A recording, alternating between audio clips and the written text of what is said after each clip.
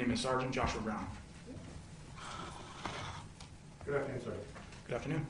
Could you tell us where you work? I'm currently employed at the Albuquerque Police Department. And what's your current position? I'm currently a sergeant in the Internal Affairs Force Division. And what do you do for the Internal Affairs Force Division as a sergeant? We investigate all Level 2, Level 3 use of force incidences involving AP personnel, in addition to any potential misconduct that's identified during those investigations. How long have you been with the Albuquerque Police Department? Almost 13 and a half years. And were you working for the Albuquerque Police Department in August of 2016? Yes, sir. And what was your job title at that time? At that time, I was a homicide detective.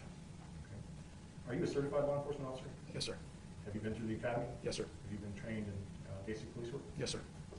And what did you do before you were a police officer? Prior to law enforcement, I worked at Costco for a couple of years, and I obtained my bachelor's degree at UNM. Okay. So you mentioned that you were in the homicide unit in August of 2016. Let's talk about how the homicide unit works. Sure.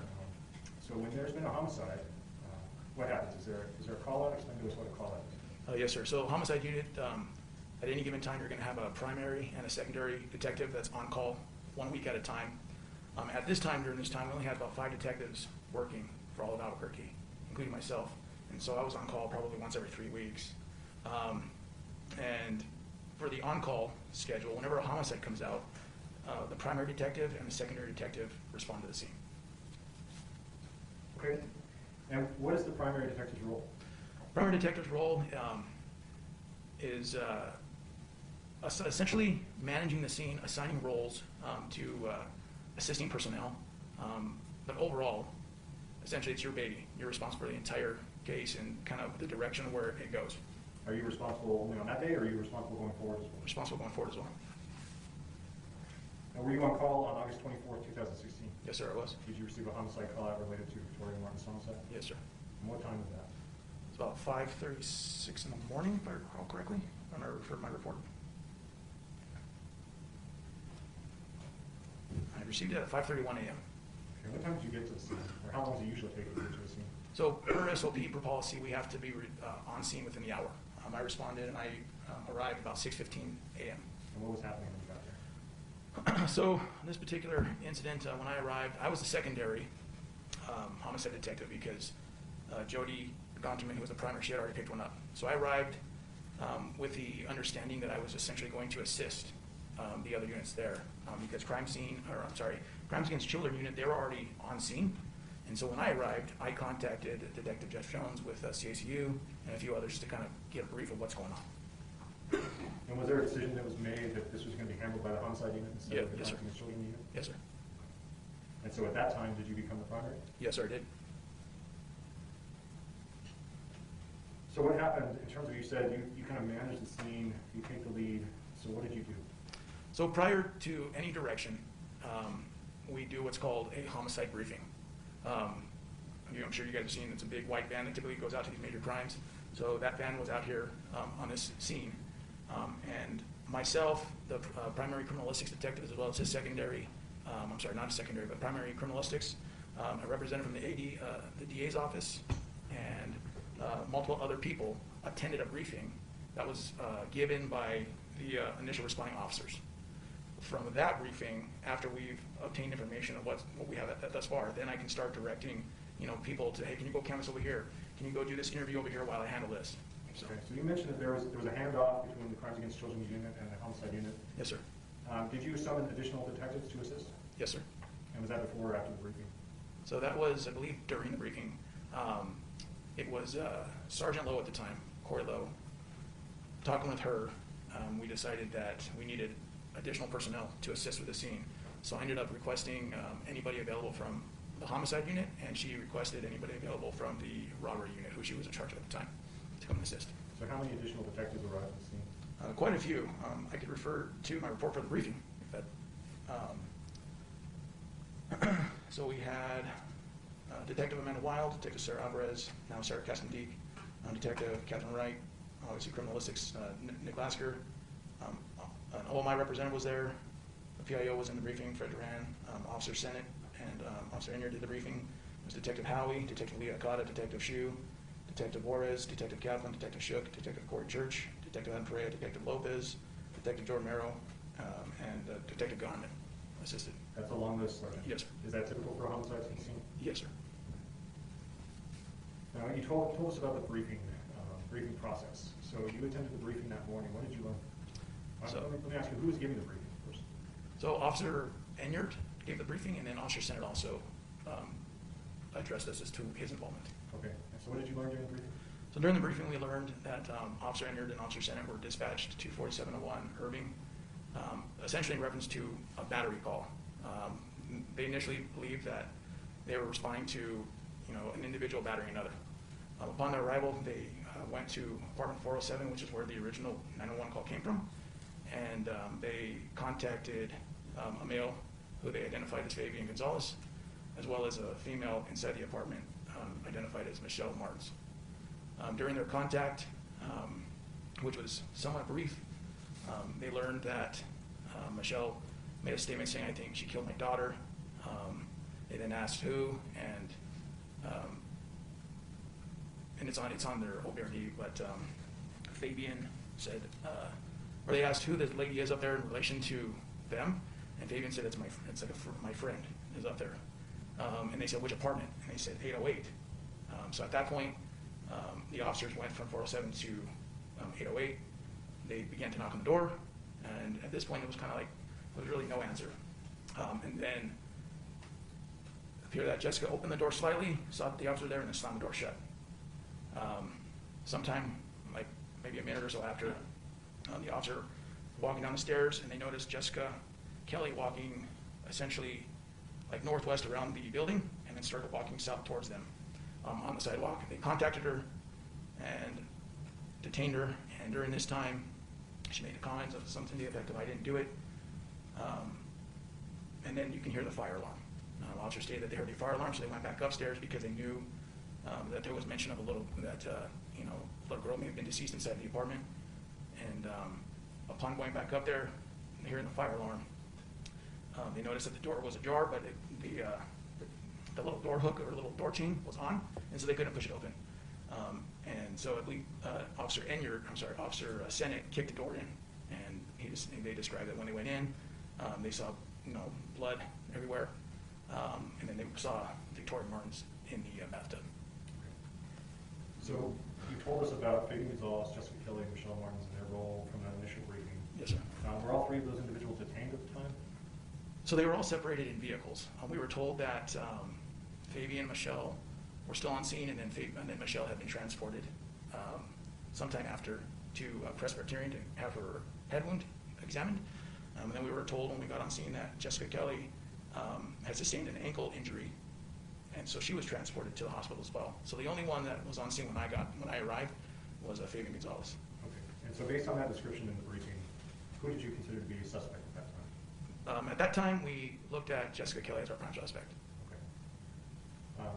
And so once you heard the briefing, you said that there was a 911 call from a different apartment. Is that right? Was that 407? Yes, sir.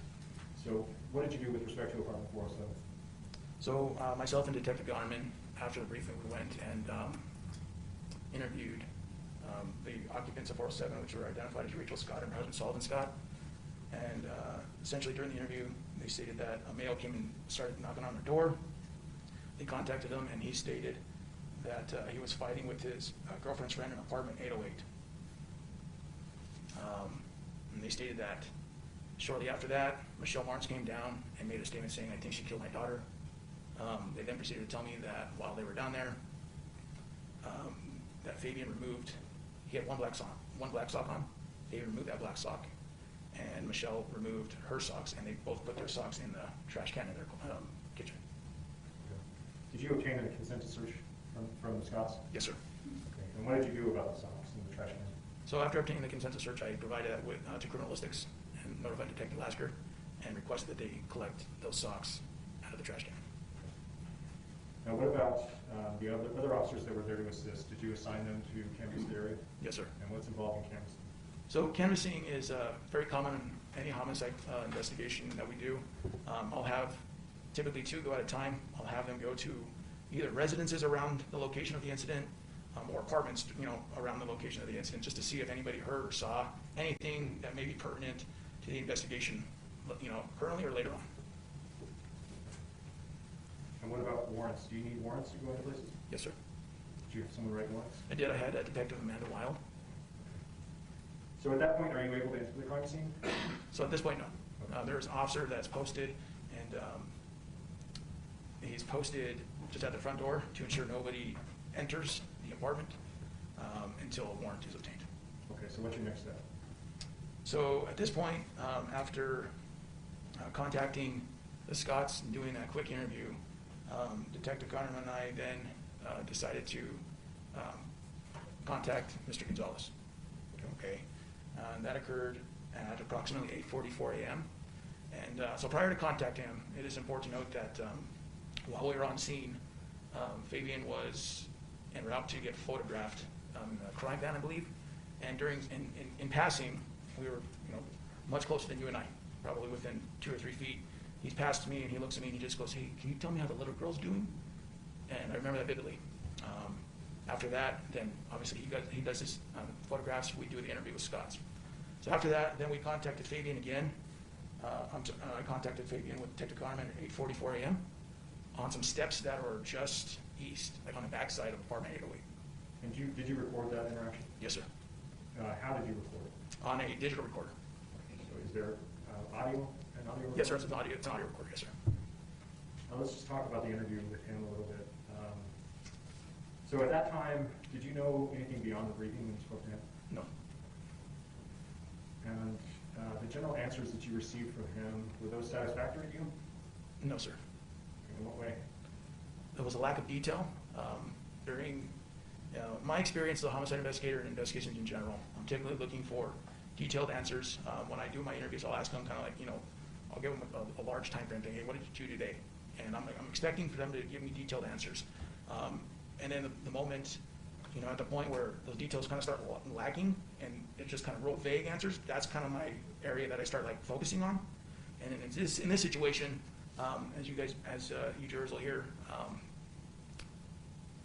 he gives a specific time frame of when he believes certain things happened, and that time frame is what I considered a red flag in this situation.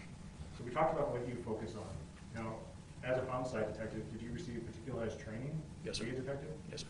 And did that include interview and interrogation techniques? Yes, sir. Multiple interview classes. Yes, sir. And how many interviews of suspects or witnesses or victims have you done in the course of your career? I would say hundreds. Your Honor, may I approach the witness? You may.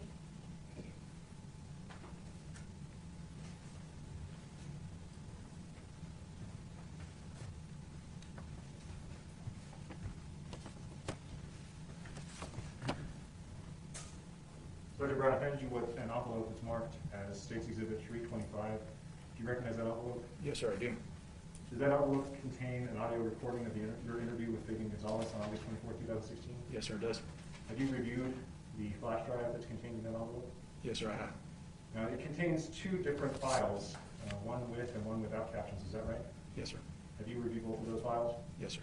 Do those files fairly and accurately depict the interview that you had with Fabian Gonzales on that morning? Yes, sir. It does. Your Honor, the State will move for admission of State's 325. No objection. 325 will be admitted. May I publish? You may.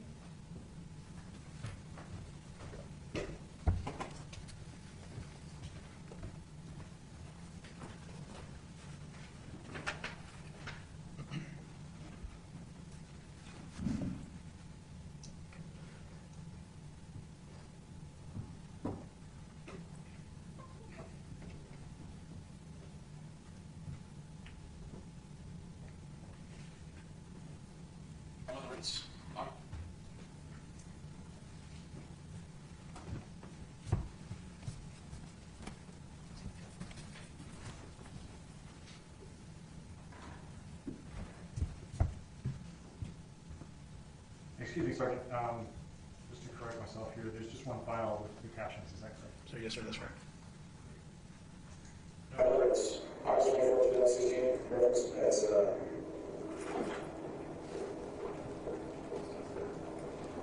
about 8:43 a.m. This is number 1600.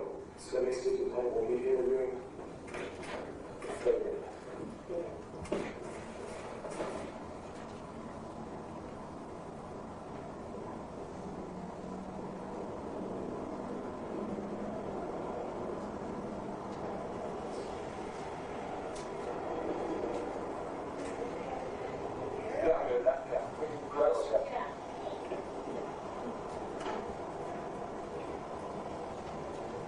Who's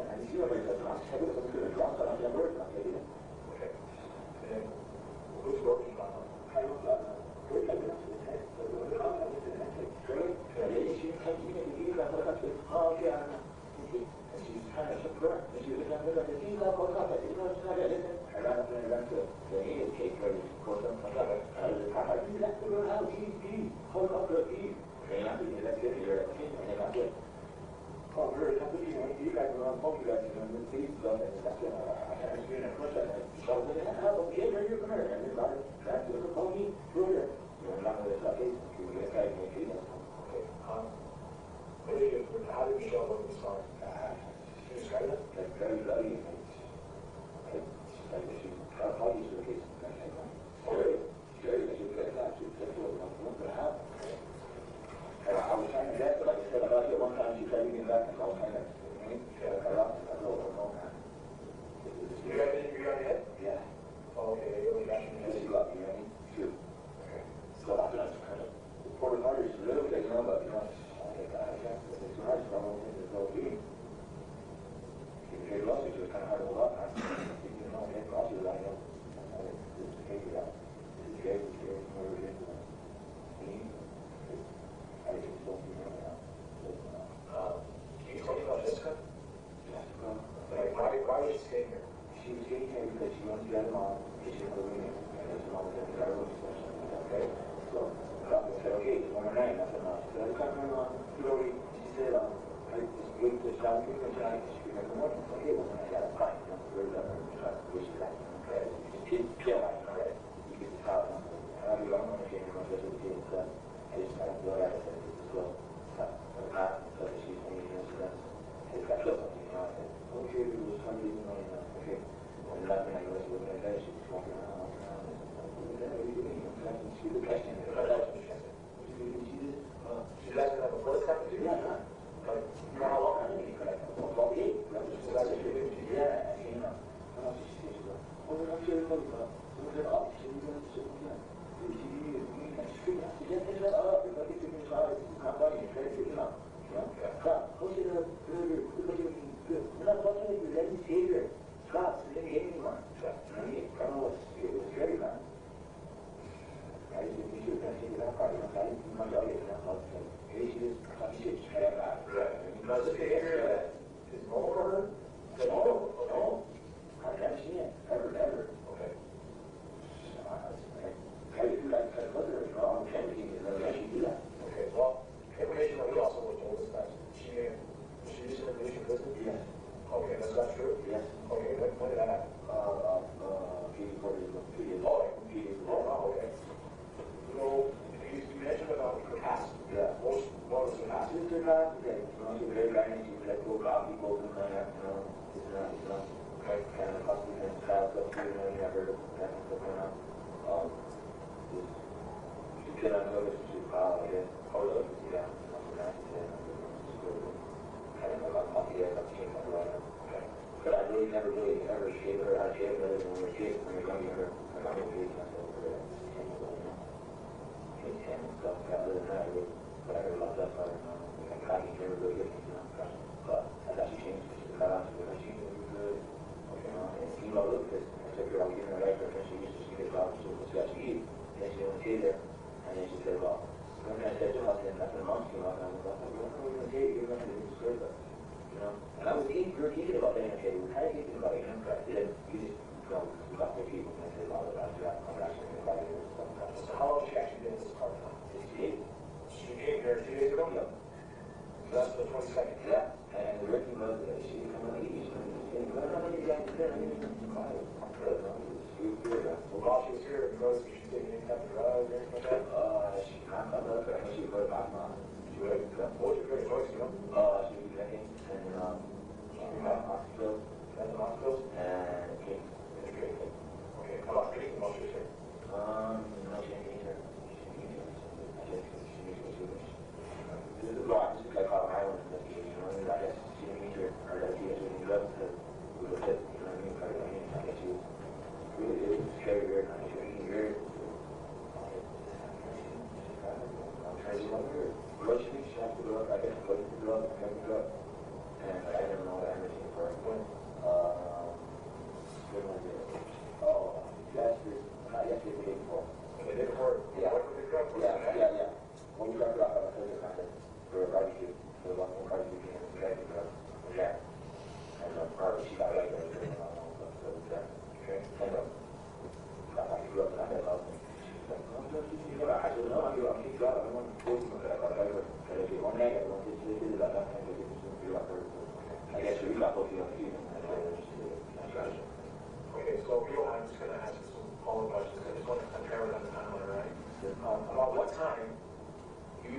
being woken up by her?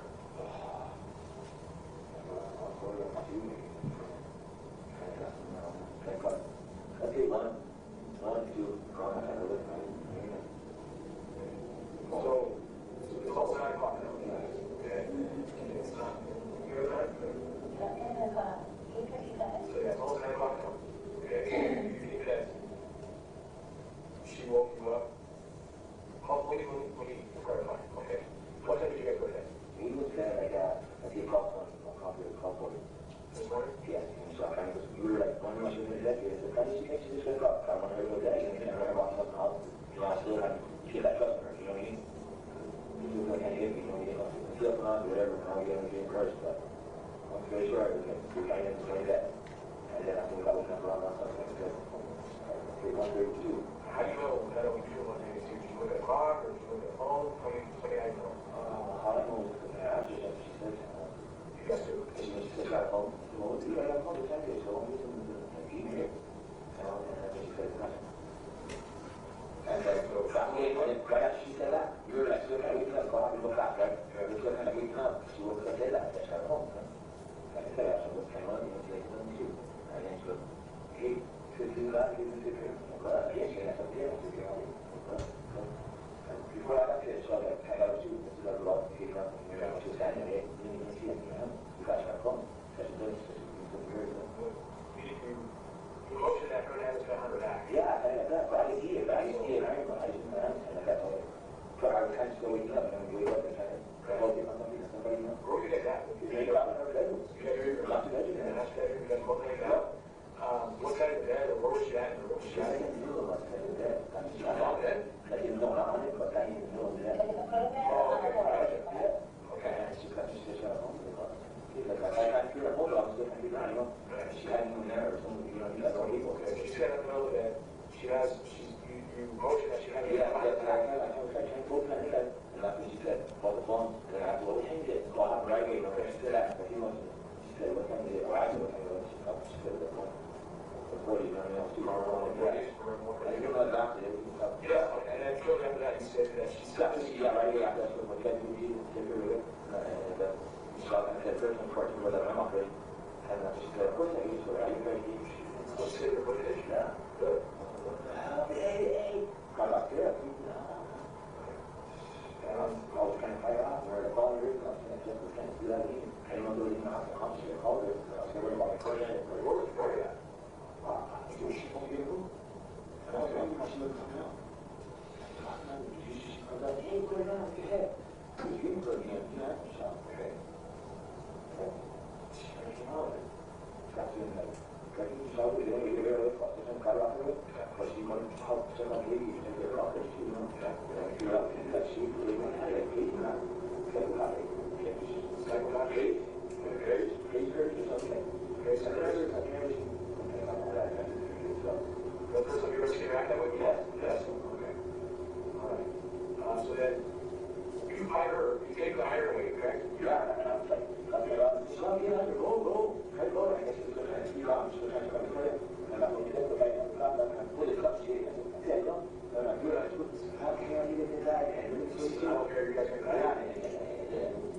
What the hell is that good shit? You know, how do you try something to use it? And like, when I did that, she kind of went to go find some. I got to the house, I was like, where are you going? Just call it in. Started to fucking like, she's going to get it to my house. And I was like, well, that's right. So I'm going back off, and I was going off. She was trying to get the car off, get money, and I go to the hill, and I didn't know if they didn't know how, or they were going to say, okay, we scared her. So I went into that. Okay, so then you run. Yeah. You run. I thought you know, so I was scared. Okay. I was like, oh, it's dead. Correct. And you go to that neighbor's.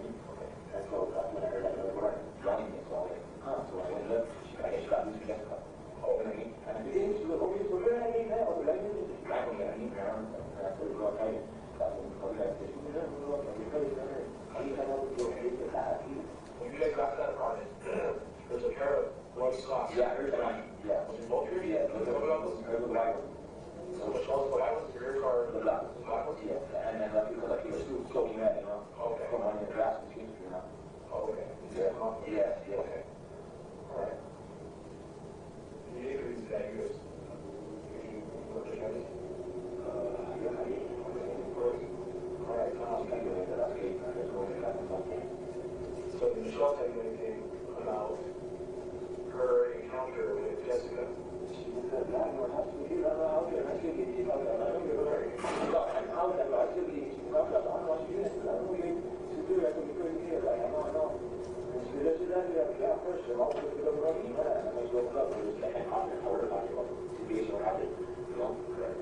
See anything about the prayer? Oh, she said, oh, and what she said, oh, that's what you're not dead. What? She told me you're not dead. Okay, when we pulled up, we didn't tell her that we were right, but she was watching, Victoria, she was walking down the street with her. And that's just speaking because we're getting around, trying to get her, whatever. And she got serious. She got walked up, they got her, hey. And she walked up, they didn't let her, we got her, she just got down the road. We did not know me. There's no way, and we repeat something like this, so all the while. So we got her in some reason, like when we just like around, the fight happened, and she was trying to get shot out, she got off, she tried to get, it's got to be put in talking. And that's when we were talking, we never got hit. So, fingers, and that's when we were saying, oh, she came over here, I don't know, here she did, guys, we get her, so she was dressing, yeah. So you guys left her here alone? You know, she left me here with Jessica. That's what I mean, so you let Jessica here? Yeah, we went to, I didn't go to the park, from people. Look at her. We got, she was a regular, so we're going to see the fact. Okay, how'd you pick her? Huh? How'd you pick her? So you went to your boy, what's that?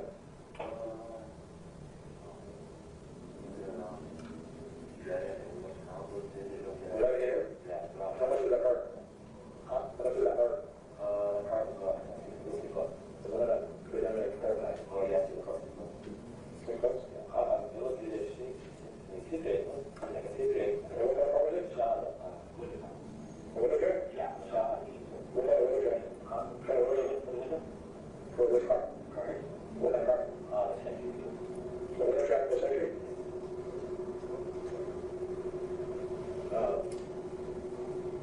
Okay. So what time you pulled around 1 a.m. yesterday? Oh, yeah. You pulled 11 as well? Okay, so Jessica's here with Victoria alone. Right? I don't know if she was getting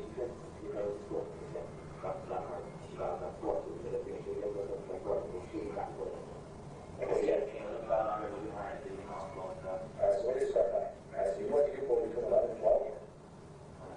And Jessica's here? Okay, so you took the kids to school at 8:30. They didn't go out, okay. And they didn't go out until 4? When did they go to school?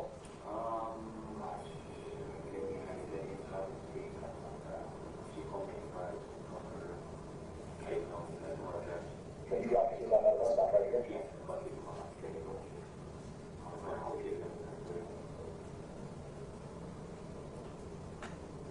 Oh, was your brother here also? Your brother? No.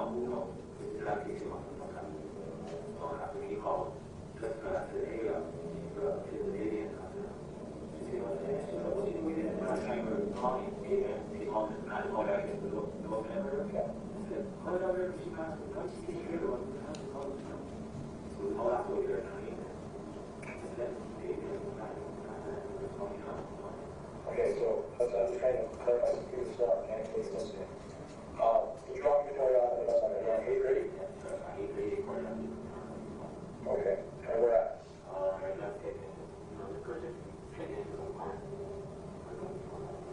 Okay. Okay. Alright, she didn't go out to school until what time? So let's drop some off back here. And who did you pick her up? So you guys catching her to pick her up?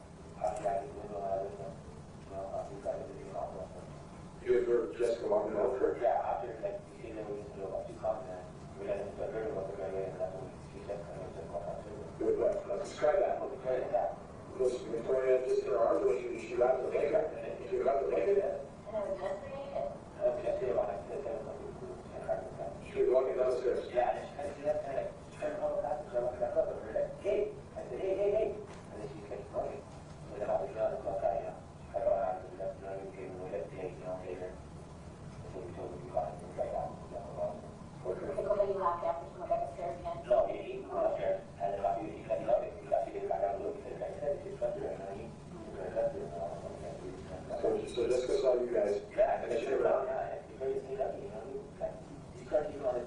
Rather than have a top table that there. Okay. You know, like, you try to call it up, you know, around here, as you does. So you guys need to pray on that? No, just set that up, you know, she's Okay, so after you saw her turn around, walk back up. You had last week, just, or you just before that.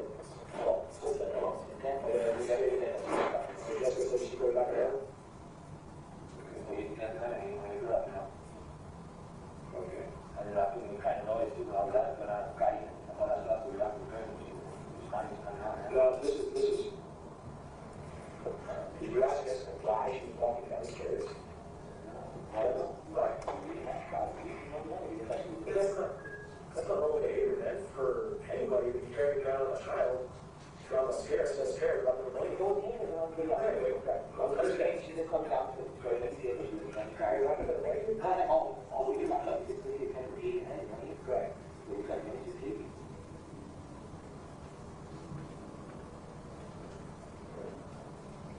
Okay. So that's why we, you know, especially if I'm done, you know. Okay, so, all right, so you saw that, you go back upstairs, and then, what do you do? We turn the car off, turn the car off, turn the game, and then go downstairs. Like this? We have the truck. Oh, And then so we're upstairs, you know, grab the other charger, we go get the charger. And I got okay. This is really inside, how's it going? She goes, you can get it. Yeah. So I said, oh, you did it right up. She goes, oh, okay, cool. And after she got out, we well, you say, what She was like, I didn't have it. She was like, she was fast with dragon. Okay, well, you know, what's that? What's that from? You know? So we were out to me, because she gave it up. She had gotten off. And she made it money and stopped eating. Okay, but I wasn't trying to hang it. And he didn't grab it. Okay, that's it. Okay, so what do you guys hang up? You guys all hang up together, or were you and Michelle? So where was Jessica? Is it talking right here to the living room? Yeah. Okay, so, oh, you, one of the right here, right here? Oh, that's all not people. That's about the living room. Okay, so you can't see what's outside. No, you can't. Gotcha, okay. All right. Good. Would you be able to draw a quick diagram of your room and kind of see, kind of quick series of events, like where you were at, where she was at, when you guys got hit? Can you do that?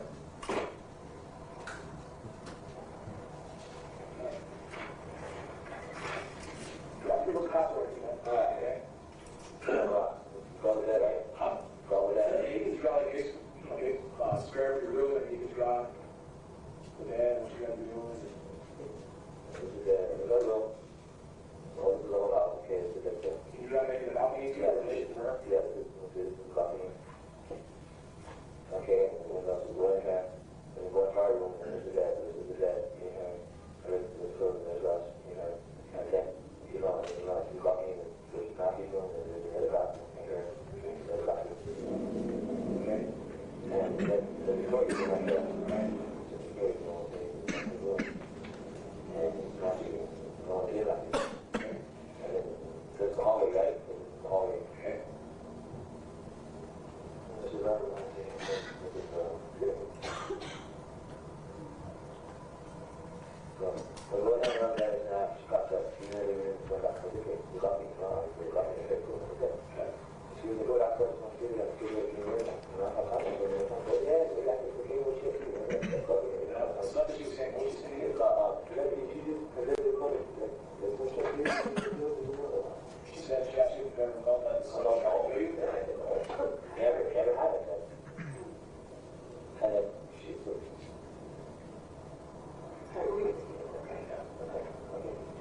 And then like she was like, yeah, she was up with that, and like she was like, I'm going to that's what she said. You started in Brooklyn, and today is August 24th, and it is now 9:17, 90 p.m. I was 24. Okay.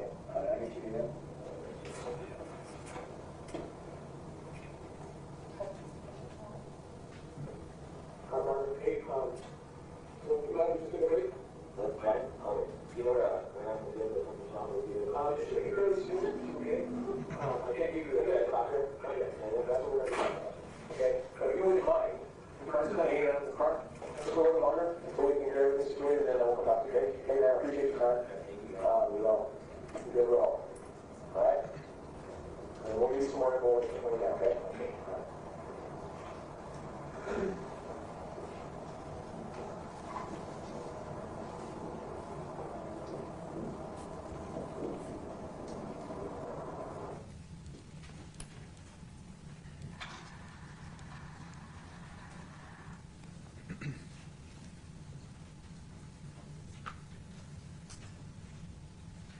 Detective Brown, excuse me, Sergeant Brown, there are a few things I wanted to clarify. We heard the defendant mention a few times something about a baby. Was there a baby in the apartment? No, sir. What was his reference to a baby? Not too sure. Did he call Victoria a baby? The baby? He said little girl. So Did he call her other things at the scene? Did he call her Tita? I don't recall on the scene. I just remember him walking by me and asking me he's like, can you tell me how the little girl's doing? And was Matthew in the apartment that night? Did you determine whether Matthew was in the apartment? We determined he was not in the apartment that night. Now, let me ask you a few things about the interview itself. So the defendant told you that he left Victoria with whom when he and Michelle left the apartment? He said that he left her with Jessica. And then when talking about Jessica's past, did he say something about her being very violent? Yes, sir, he did. Did you bring up her past, or did he? He did. We also heard him talking about Jessica leaving the next day. Did he mention that he was renting a room for her? No, sir, he did not. Did you mention any deal that they had? No, sir. He also mentioned Jessica's barbecue and dropping her off at the barbecue, and then she was picked up by a boyfriend. Did he say he went to the barbecue himself? No, sir, he did not. Do you know who she was picked up by at the barbecue? I believe it was Willie. And do you know if the defendant knows Willie? Yes, sir. Is Willie in his contacts on his phone? Yes, sir, he's.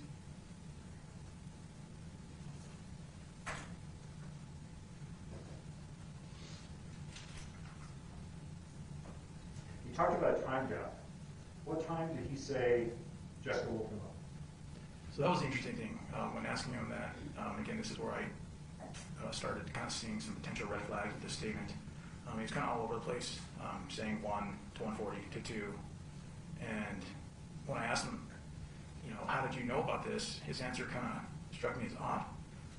He said that I asked Jessica what time it was, and during all this, I kind of picture like she stops what she's doing and then says, oh, by the way, it's 2 a.m. and then this thing's gonna continue. I thought that was very odd. That according to her, she looks at I don't know how she did, according to him, how she determined that, but she said it's about 2 a.m. Okay. And what time was the 911 call? 911 call was a little after 4 a.m.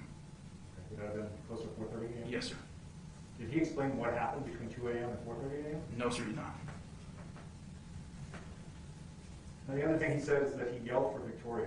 So let's talk about that a little bit. You mentioned that there was some canvassing, but you didn't have more information in the briefing at the point that you spoke to him. Did you then gain more information about what the neighbors had to say from the canvass? Yes, sir. Okay. And was the canvass matching up with what you heard from the defendant? No, sir, it wasn't. So did anyone say that someone yelled out for Victoria? No, sir. The neighbors heard yelling, though, is that right? That's correct. And what did they hear?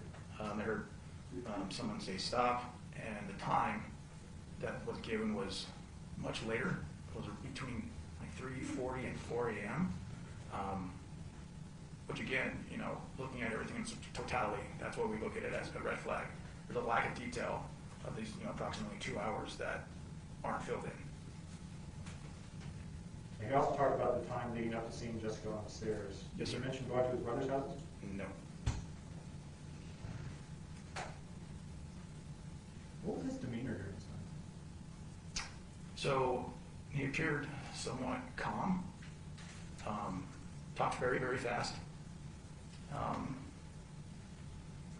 But knowing, what we knew, it was interesting during the interview. He said that during the fight, him and Michelle, were concerned about Victoria, but yeah, they never went in there. And then after he made that statement, he never really asked again, like, how's this little girl? How's Victoria? He just kept saying, or like towards the end, he said, hey, can I talk to Michelle? Like, have you talked to Michelle? He seemed more concerned about whether we talked to Michelle than whether, Victoria was okay or not. And this interview was about 9 a.m.? Yes, sir. So at that time, the crime scene van is at the scene? Yes, sir. Is there a crime scene tape up? Yes, sir. You mentioned all the detectives that were there as a long list. How many other officers were on the scene? least another 5 or more patrol officers posted, making sure that the scene's contained. Okay. Quite a few people there. And he's sitting in the back of a patrol unit with Yes, clear sir. windows? Yes, sir.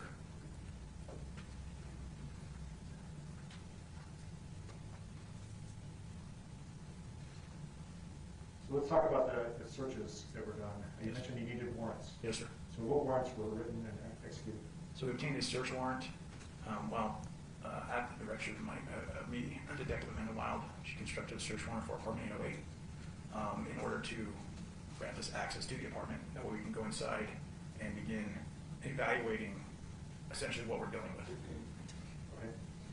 And then what other warrants were done? There were additional warrants obtained for, there was 2 dumpsters located within close proximity of the apartment. And we also did search warrants to collect body standards and fingerprints from both Fabian, Michelle, and Jessica. Did you do a search warrant for Michelle's car? Yes, sir. What about for the trash and uniform stuff? Yes, sir. That was a permissive search, but yes. Okay, so there was consent to search. Yes, sir. What about the, and I should talk about this, so did you have information that there was a text exchange between Michelle and one of her neighbors Yes, sir. the previous day? Yes, sir. And which apartment was that neighbor in? Let me look from her report, if you don't mind.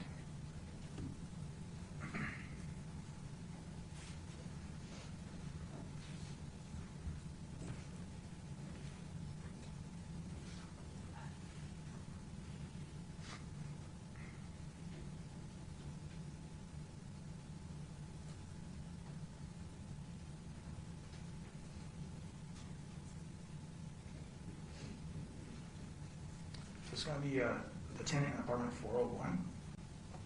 Did you assign someone to get a photograph of those texts? Yes, sir. That was another permissive search. All right, so once the warrant was written for Unit 808 and signed by a judge, were you able to then go into the apartment and do a walkthrough? Yes, sir. Okay, describe the walkthrough for me and tell me about the relationship between you and the criminalistics detectives. The relationship between myself and the criminalistics, we for every homicide, we try to work in conjunction with one another. They are solely responsible for the crime scene itself and deciding, what's going to be collected, what's going to be processed. But as a homicide investigator, as a primary investigator, I do have input, and so I can discuss things with the criminalistics detective to say, hey, I think this is important, vice versa. Okay. So then did you do a walkthrough of Unit 808? Yes, sir. Okay. What, if anything, did you notice when you first entered? What did you see? What did you smell? What did you notice? So when I first entered the apartment, immediately I noticed a strong smell of like a cleaning agent. I couldn't tell you what it is. I mean, it smelled similar to kind of like the ammonia smelled like Windex or something. But there was an obvious smell of what I described as a cleaner. I noticed multiple deposits of blood in different areas of the apartment, on the walls, on the floor. What we believed was blood. There was a red tinged liquid in the sink. I was then escorted through the living room where they showed me Victoria's body they showed me Victoria's body in the bathtub. And I was escorted into the bedroom, or it was the northwest bedroom where we determined that she actually stayed in. And I was shown quite a large area on the carpet where we believed the murder occurred. There was quite a bit of what they determined blood staining on the carpet. And so after that... I'm sorry, let me stop you there. So you said the northwest bedroom? Yes, sir. Was Victoria's room? Yes, sir. Okay. Go ahead. Sorry. So after essentially doing a walkthrough... Did you do a walkthrough of the master bedroom? Yes, sir, I did. Let me stop you there for a second. Yes, sir. All right, may I approach the witness? You may.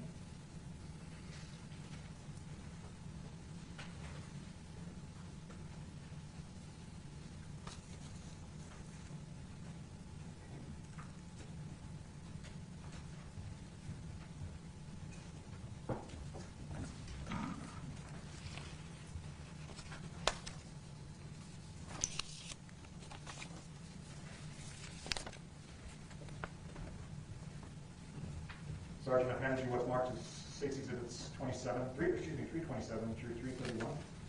Yes, sir. Do you recognize what's depicted in those photographs? Yes, sir. Does that look like a crime scene as you saw it that day? Yes, sir. All right, State will move for admission of States 327 through 331. No objection to that, so I didn't know which was the. Just wanted to Mr. Aaronson can deliver. 2327-3331 will be admitted. Can I publish one? Yes. All right, that'll work.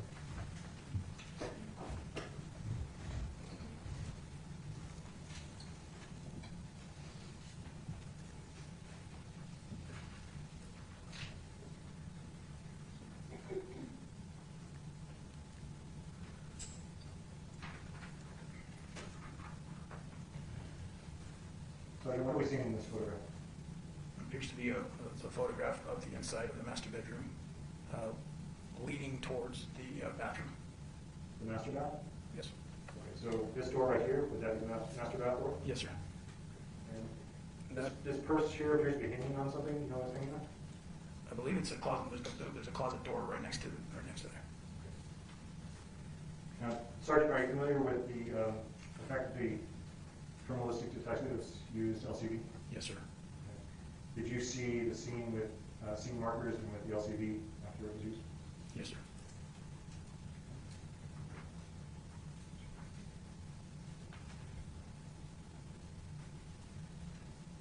So what's contained in this photograph? So in this photograph, you have 3 markers, and they all start with B, which is a marker that is used for something that criminalistics investigators believe is indicative of blood. And so, looking at this picture, starting from the like towards the right, the open door, you're going to see a first marker. And then you're going to see another marker in the middle, and then another marker towards the bathroom door.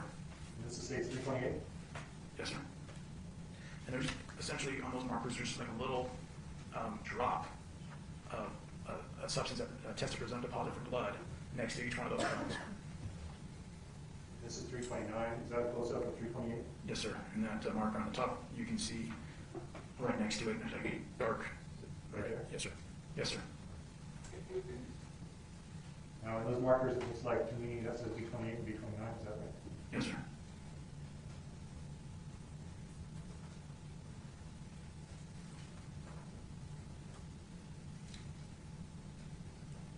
This is states 330. It's a little washed out. Can you tell us what we're seeing there? Do you want to see it? Can I see it up close?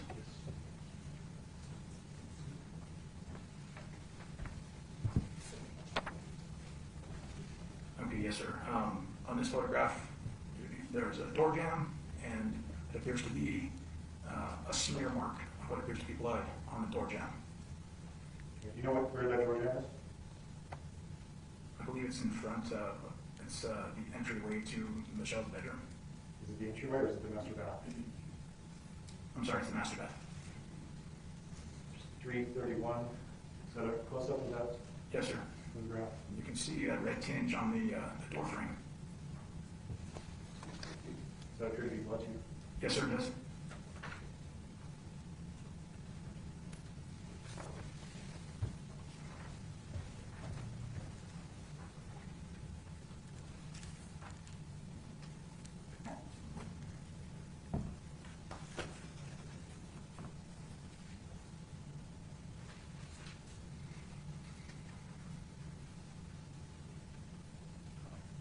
So while you're doing this walkthrough, who else is inside the apartment?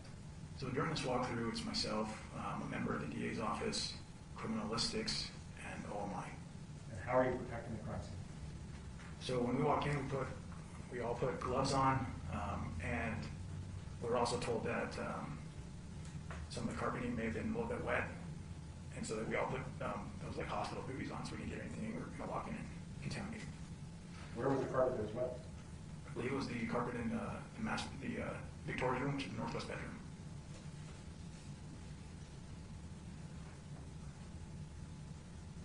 During this time that you were doing the walkthrough, are you in communication with criminalistics as to what kind of evidence will be collected? Yes, sir. Did you request that all those things be swapped? Yes, sir, I did. What was happening with the defendant and Michelle Martens during the time that this was going on at the scene? So at this time, I ended up talking to Detective Jody Garnered, who's my secondary, and I asked her to go to the main police station along with various other detectives, and I requested that they start interviewing Fabian Gonzales and Michelle. And did that interview start before you got back to the police station? Yes. And Sergeant, were you a part of those interviews? Off and on, yes, sir. Have you reviewed the entirety of those interviews? Yes, sir. Are you familiar with the recording system that's in place at the police station in terms of recording interviews with suspects? Yes, sir.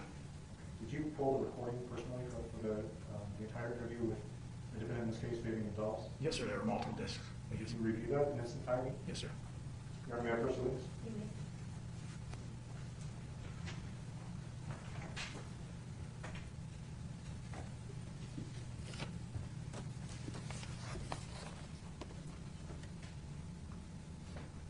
Sergeant, I handed you what's marked as State's Exhibit 35. It contains a flash drive that holds a number of different video clips of an interview. Have you reviewed those video clips? Yes, sir. Now, those video clips are contained in duplicate, is that right? One with captions and one without? Yes, sir. Did you review both versions of each video clip? Yes, sir.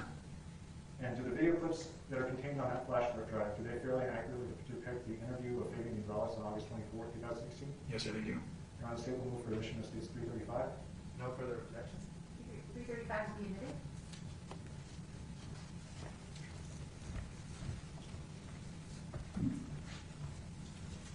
So you mentioned that you're trained in interrogation techniques. How many detectives were involved in the interview of the defendant in this case?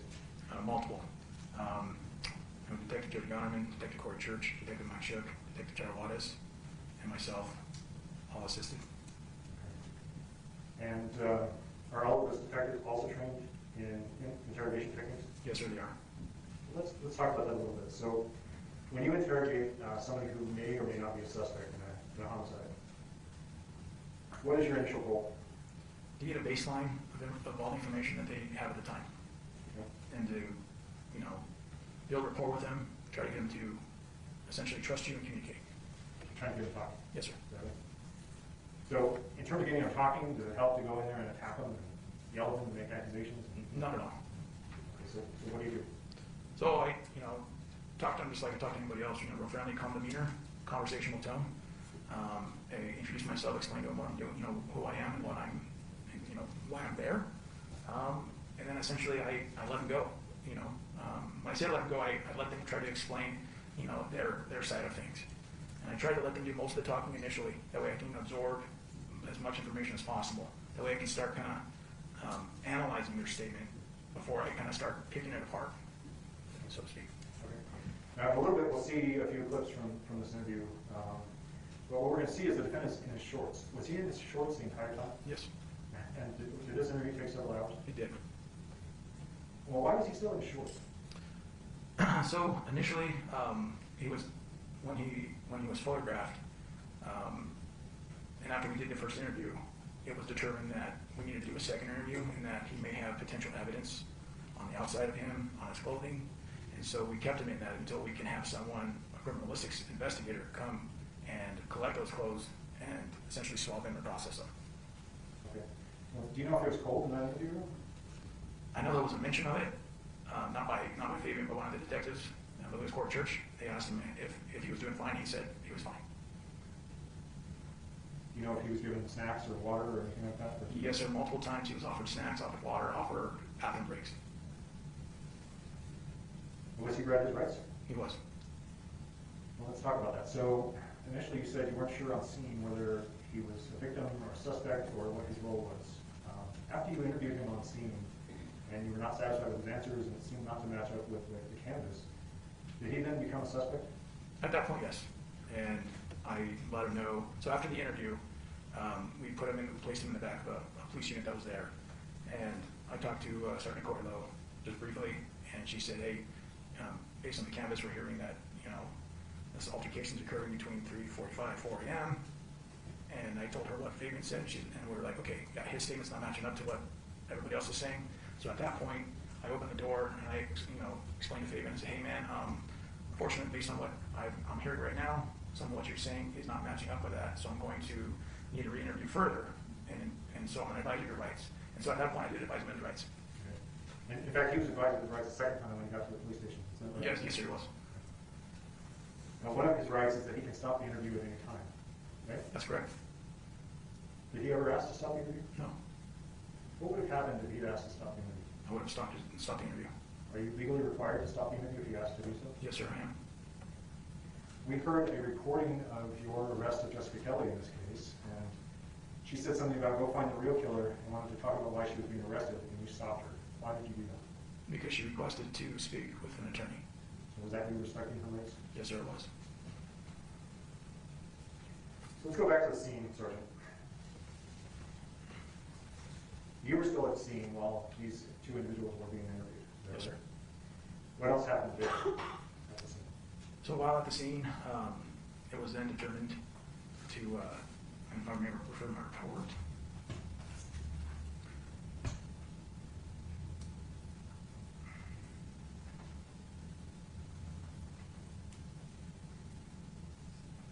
And then I debriefed with Detective Shue and Detective Cotta based on their canvassing efforts.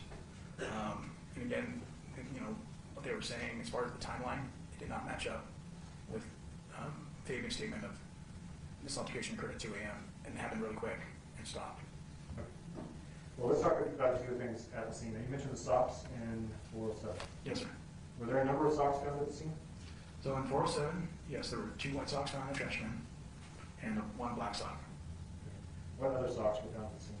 So inside apartment 808, there was a small orange sock found in, it was the trash can located in the kitchen.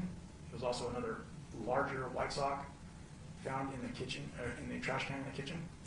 And then there was also another black sock that was found inside, you've heard testimony, it was found inside the orange basket where Victoria's arms and other organs were located.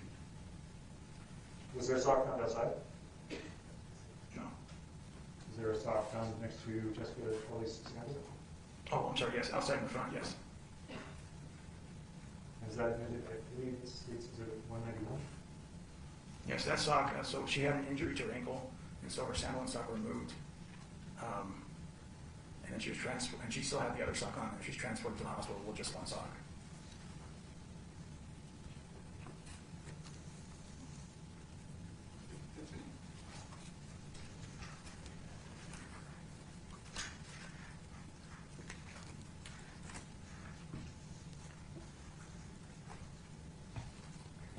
I believe that's Exhibit 190. We come back to that. So you said that there was a sock. So there's a sock, a black sock, and 2 white socks in the trash in 407. Yes, sir. There's an orange sock and a white sock in the trash in 808. Yes, sir. There's a sock in the orange basket. Yes, sir. There's a sock outside, Correct, along with the sandal. along with the sample. And then was Jessica Kelley done with the sock? Did Jessica Kelley have a sock on when she got to the hospital? Yes, sir, Sean Line. Well, did the defendant in this case say anything else about his socks than what we heard in terms of the trash, having one black sock in the trash at 407? I believe he said that it was, during the struggle, it was like stepped on and pulled off, and then he hopped over the balcony and then ran away and went to 407. I want to talk about keys a little bit. Yes, sir. So were there any keys found in apartment 808? So inside apartment 808, there was a set of keys found in the master bedroom. There's a kind of like a triangle-shaped cabinet type thing with small little drawers. Her keys were found in like the top drawer in the master bedroom, and below that was a hat that was consistent with, as far as the color and everything, it was a hat that was consistent with what we've seen in photos of Fabian. That was found in the master bedroom. There was another key that was found in the key ring that was found on the backside in the grass area, and that key was, they tested that key to the house, and it did not go to the door. So. Did you review the Ferro scan in this case? Yes, sir. And we heard that described in terms of what a Ferro scan is by retired Detective Pisano. A Ferro scan basically is that just, it takes a full picture of the apartment? Yes, sir. 360 degrees? Yes, sir. Right? Objection, leading. Sorry, did you review the Ferro scan looking specifically for any hook for keys? I did. And what did you see? Do not observe any hooks whatsoever on any of the walls. Consistent with like hanging on a key. There was the only thing that we observed was in the master bedroom. There was a hook on near one of the beds, and it looked like it had a rosary hanging on that. Aside from that, there was no other. Your Honor, First Witness?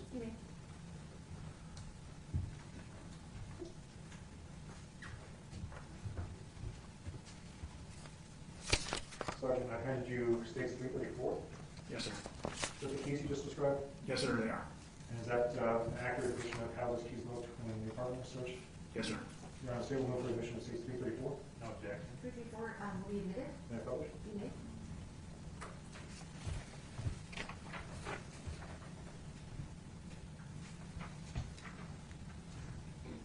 It's a little hard to orient myself on this photo. So is that drawer you described? Yes, sir. And I see a little black portion over here. It's a little hard to see. Is that the hat? Yes, sir, below it.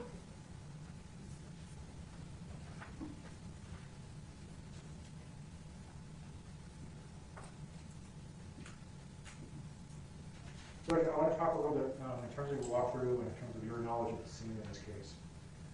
I want to talk about the areas that were cleaned. Sir. And specifically, I want to talk about the dismemberment and evisceration of Victoria Martens Yes, sir. and the cleaning of the apartment in various places throughout the apartment. Do you have an opinion about how long that would have taken? From experience, and I'm just going to say from experience hunting, and field dressing a deer or an elk, it takes a long time. I would say 2-3 hours. Would that be longer if there had been a trip outside of the apartment with some of the items used to clean? Yes, sir. And that doesn't even include cleaning a carpet or anything like that, because blood is very hard to clean. Was there a second search of apartment unit after that date? Yes, sir. Why did you go back? We had information from the family that they believed that they identified narcotics in the form of potential methamphetamine. And so they contacted us. And did you locate what they thought was methamphetamine? Yes, sir. Did you determine whether or not it was narcotics? Yes, sir. It was laundry detergent. So from the two searches in this case, the only narcotics found was a small amount of marijuana on the defendant's bedside table, is that right? That's correct. And during the second search, there was also what appeared to be foil in Victoria Martens' bathroom on the floor next to the trash. And what's the significance of the foil? Appeared you can use it to smoke. Your Honor, may I question this? You may. Does anyone need a break from the jury? Let's get these exhibits marked and then we'll take a break.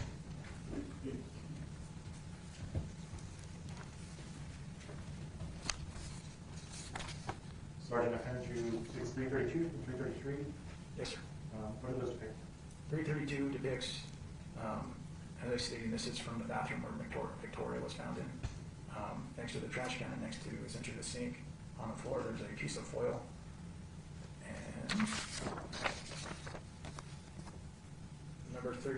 exhibit 333 is more of an overview of the same bathroom, same picture, and it shows a piece of foil on the floor. Is that how it looked during that second search? Yes, sir. Your Honor, say we'll move to admission of states 333 and 334. No objection. No, it's 332 and 333. Oh, excuse me, no, I've got 332 and 333. Okay, those will be admitted. All right, we'll take a 10-minute break. Take 2 minutes. This is states 333. Can you tell us where we should be looking in this photograph? So in this photograph, you're going to look kind of to the top right corner of the sink, and go down towards the floor. You're going to see a trash can. You're going to see it looks like a tampon wrapper and a piece of foil on the floor.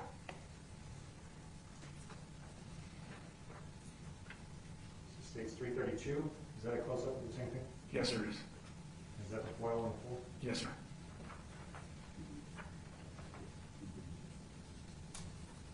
Earlier we were discussing the sandal and sock in the parking lot. This is states 190. Is that the sandal and sock? Yes, sir.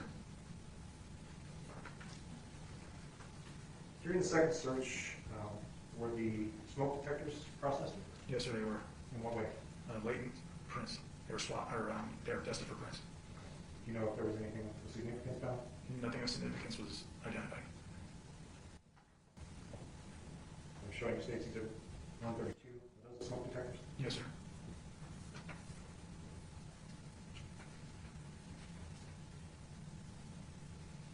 Sergeant, as a homicide detective, are you trained in bloodstain pattern analysis?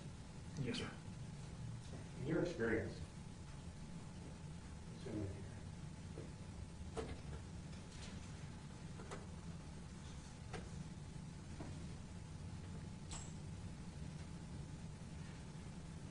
based on your experience, is this red material that's inside the screw blood? Does Yes, it sir. appear to be blood? It does appear to be blood, yes, sir. And how does blood get into a screw like that?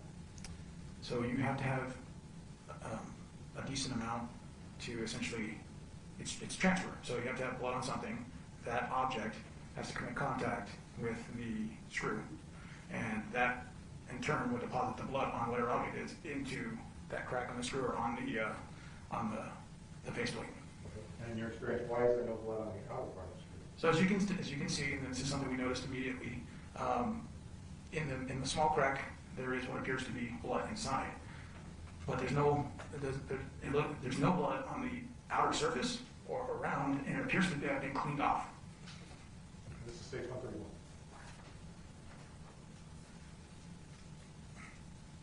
Sergeant, did the investigation end after that search on, excuse me, let me ask you, that second search, what date did it occur on? August 26th. Did the investigation end on August 26th? No, sir. Were there many things still to be done? Yes, sir. Were there search warrants written and analyses of electronic devices in this case? Yes, sir. Multiple. Okay, what was your role in that? After the interviews, we had 4 electronic items initially collected from the apartment. After the second search warrant, we found additional electronic items. Multiple search warrants were done with those items. Those items were taken to the New Mexico RCFL, which is Regional Computer Forensics Laboratory, associated with the FBI, so they can examine each of those items to see if there's anything notable and valuable to the case. Okay. Did you take those items to RCFL? Yes, sir. Were those phones then dumped, that is examined? Yes, sir. The second time? Was that by Deputy Commander Hartsock? That's correct. Did you give him the phones? Yes, sir, I did. And as he explained during the time of the first analysis, it was in 2016. Their systems are updated every so often, so Deputy Commander Hartsock did a second analysis because to see if they were able to pull more data off. Was there FBI assistance in this case? Yes, sir. In what respect? There was a question on how Michelle and Fabian met. It was said during the interviews with Michelle that her and Fabian met on the site called Plenty of Fish. And due to the high-profile status of what we're dealing with right now, during the time, we looked at the Plenty of Fish, and it was determined that they actually were hubbed in Canada. And so we contacted the FBI for assistance, and I worked with Victoria Martens. She ended up doing an MLAM, which is like a federal search warrant, sent it to Plenty of Fish to acquire any data that they may have had associated with Fabian Gonzales and Michelle Martens. And was there a warrant written for Facebook records as well? Yes, sir. And then, of course, as we've heard for the last few days, there was extensive DNA analysis. Yes, sir. Did you transport items from evidence I to did. the Department of Public Safety Laboratory? Yes, sir, multiple times. And did you transport items from the Department of Public Safety to FedEx? Yes, to sir. send to DNA International in Florida? Yes, sir.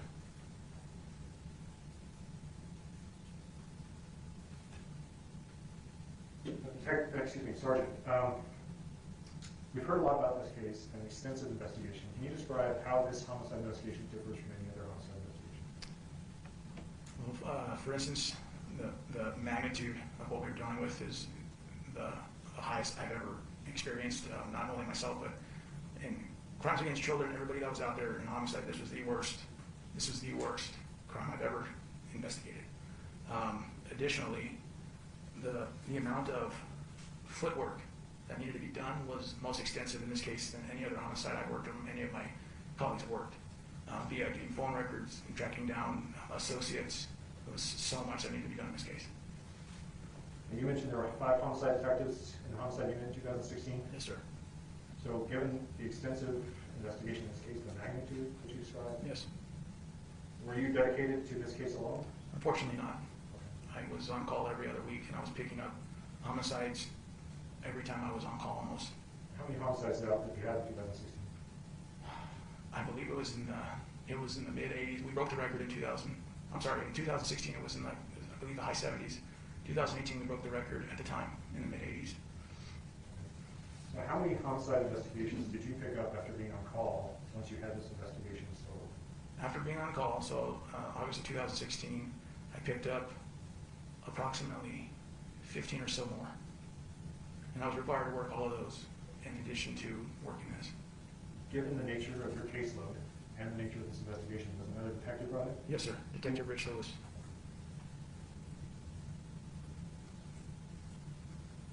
And at that point, what was your role in the investigation once Detective Lewis said?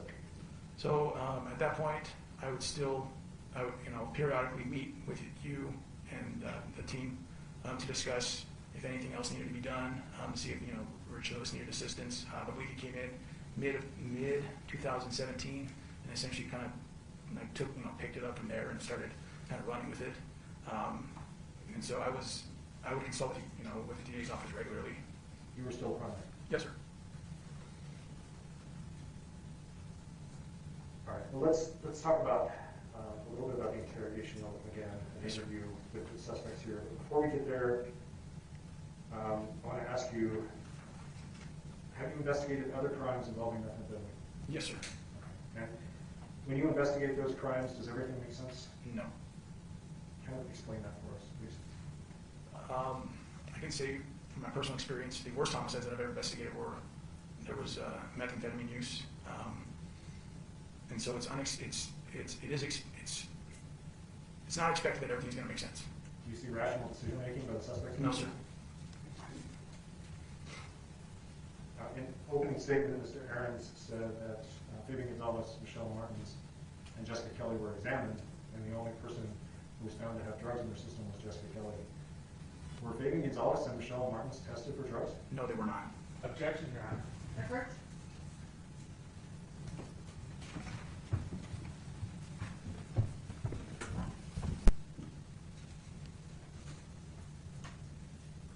Sergeant, are you aware of any drug tests having been administered for Fabian Gonzales or Michelle Martens? No, sir, I'm not.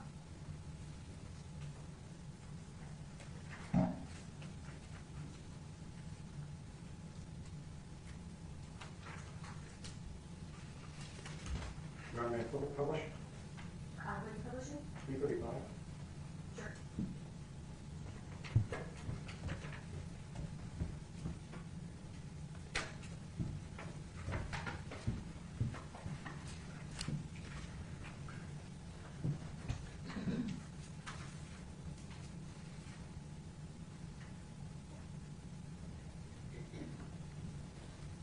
You want me to have a moment of questions?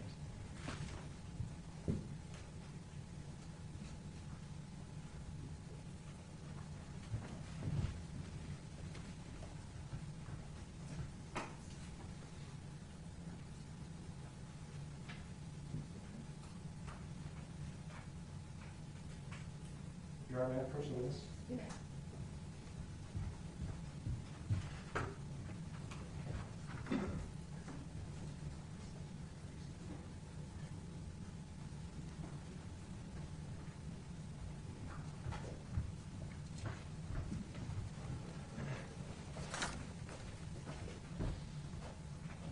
Sergeant, I handed you Stage 336.1. Can you tell me, does that reflect the images that you saw from the crime scene and where you saw those images at the time you did your walkthrough and from what you know of the crime scene? Yes, sir, it is. Your Honor, say we move for admission of Stage 326.1 as well as 326, which is an enlarged version. I think you said 336. I'm sorry, 336, correct, Your So Honor. 336.1 and 336. Correct. It's 326 on here. Let's change it. Well, let's see, do we have a Actually, we don't have a 326, Your Honor, so it is 326. For the record, the small one is 326.1, the large one is 326, correct? That's correct, Your Honor. Okay,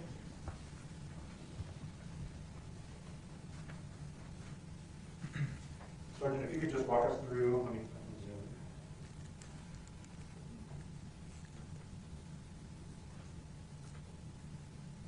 You could walk us through the apartment a little bit and where the items are, starting with the entryway, which I believe is here, is that correct? Yes, sir.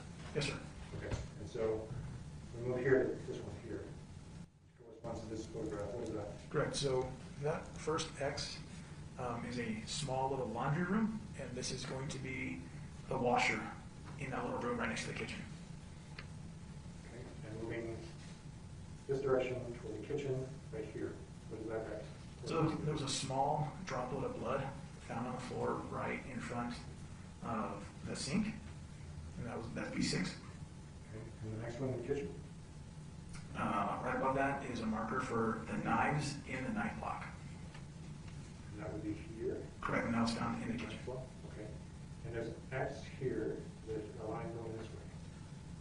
That would be the kitchen sink with the red tinged water, along with the fatty tissue. And on the other side of the counter, we have C and X that corresponds to this photograph? Yes, sir, that is the orange laundry basket that was found right next to that kitchen wall in the living room. Okay. And this X here in the living room corresponding to this photograph? Yes, sir, that is it's like a greenish-white little hand towel that was found on the coffee table in the living room. And this X on the balcony corresponding to that photograph? That corresponds to a mop that was found on the balcony. Then we move into the bedroom area. This would be, is that the northeast bedroom? That's correct, sir. Okay, is that Matthew's room? Yes, sir. And it corresponds to this photograph up here? That's correct. And then we move to this side, which is the northwest bedroom, Victoria's bedroom, is that right? Yes, sir. And then we move to this photograph there. That's correct. That's the north side of Victoria's bedroom. And what's in that photograph? And that photograph is the two books that we mentioned, as well as the wipes, as well as an indicator of blood. Okay. And how about on the other side of the bedroom, with that X in that photograph? And that photograph, from the picture, it looks like some labeled miscellaneous 9, but that is a blanket that was found in Victoria's bedroom.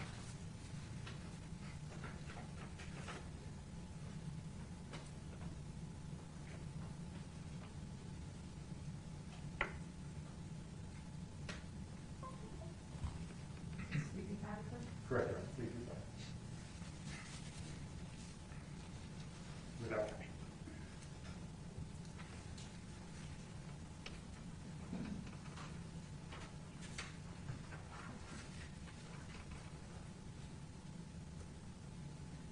The next roll from your brother's room group. Yeah, well, and we stay there, and we're there, whatever, right? And you put out your people, okay? You go ahead, I'm just sorry about that. You go ahead, it's worth it, and that's what you're doing.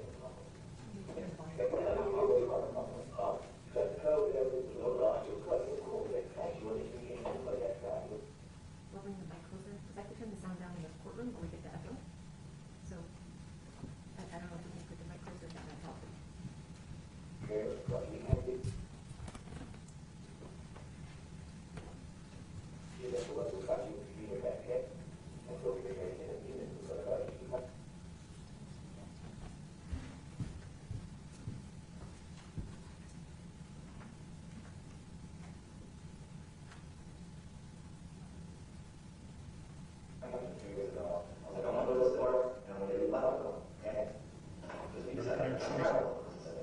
Excuse me, can I restart that? Yes, please. Your brother's room was where and we stayed there, and we're just there, and kick you back or whatever, right? And see, before that, actually, okay, we went to pull it, actually shower after that, so we can pull it, fix the window, okay, and that's when we got to get into the house. Okay, and that's what the apartment complex. Jessica was there, was over all that, she was quite, it was cool, like, she wasn't, she didn't say anything about that stuff to her, but we kind of figured Jessica was, we thought she was being her friend, okay? And so Victoria said, "See this," but she's fine. And Victoria was like, "Oh," I was like, "I'm gonna go to the store and I'm gonna do a bottle, okay?" Because we decided to fireball because it's like kind of attack. And when I went, I was like, "Oh," I was like, "I'm gonna take Victoria with me." I said, "She's gonna go me some protein because then after I was back, I'm gonna go to her friend." She goes, "Oh, cool." She goes, "Really?" I'm like, "Yeah, I'm gonna go in. I brought her a bowl to do whatever she wanted." You know what I mean? Because they were trying to tell Victoria, lie and say that this is your money, Victoria. And I said, "No, Victoria's not gonna have much money." So I said, "No," I said, "You guys get out of here. You guys get out of here." I said, "Victoria, who told you to do this?" And say, she said, "Jessica." I said, "Well, why would your mom believe that anyways? I think that she should have said, no, be straight up so we could have got my death and keep out my way." Okay? Okay, so you lost me. I know. This is how No, let's say, I know, because this is, you're working for me right now, okay? So explain to me this money thing. just, This makes no sense. Jessica had, because Jessica went to the bathroom. When I went to the bathroom, using the restroom. Okay? And this is all after you get home from Big Fireball, you pull it in. Yes, and that's how we went to the store. Jack, Victoria, to the store, because I took $20 from that money. Which I said, Which I, the one. compare that to golf course? Because that's the. Yeah,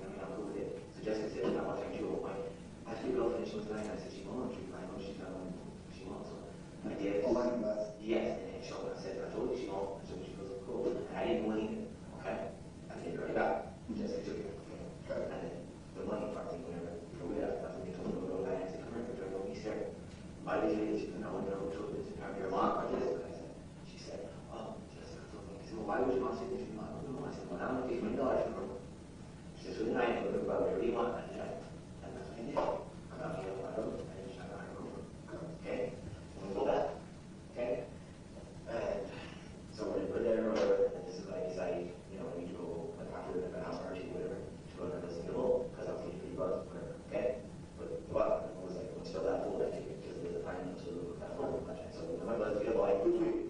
meeting Michelle and Victoria Jessica. Okay, and nothing else happened other than she was a little bit late, most likely we were thinking that she was doing so. Then we were there again with Jessica, okay? Good. And that's when we're going to get home, and that's, and I know she said, I said, Shannon, what are you talking about? Saying that I got to go and saying I'm really solid, blah, blah, and I said, you're in trouble because you know I was people like that. I said, that's exactly what I said. She said, okay, that's what I'm just saying, I mean, but whatever. So we go back home, and I said, so we got there. We're listening to a little bit more nights, okay? This is the music part. I said, we see Jessica coming on. Maybe parties first, real quick. Of course, you will have a copy of this, and it will have the transcript version on there as well. So do the best you can as far as hearing, but we don't want you to get fixated on the transcript as opposed to watching the demeanor of the people in the video. All right, thank you. You may proceed. Thank you, Ron. Sergeant Brown, we heard in this interview, we heard the defendant say something about leaving Victoria with Jessica. Yes, sir. Did he say that he left Victoria out to play with the neighbors? No, sir.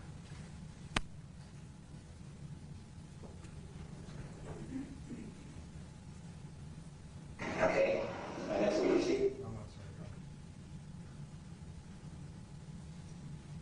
Okay, and that's what you see for a while. We're sitting there, we're shooting and talking, and everything, you know, Victoria, this and that, and we're all talking together. They're smoking cigarettes too, you know what I mean?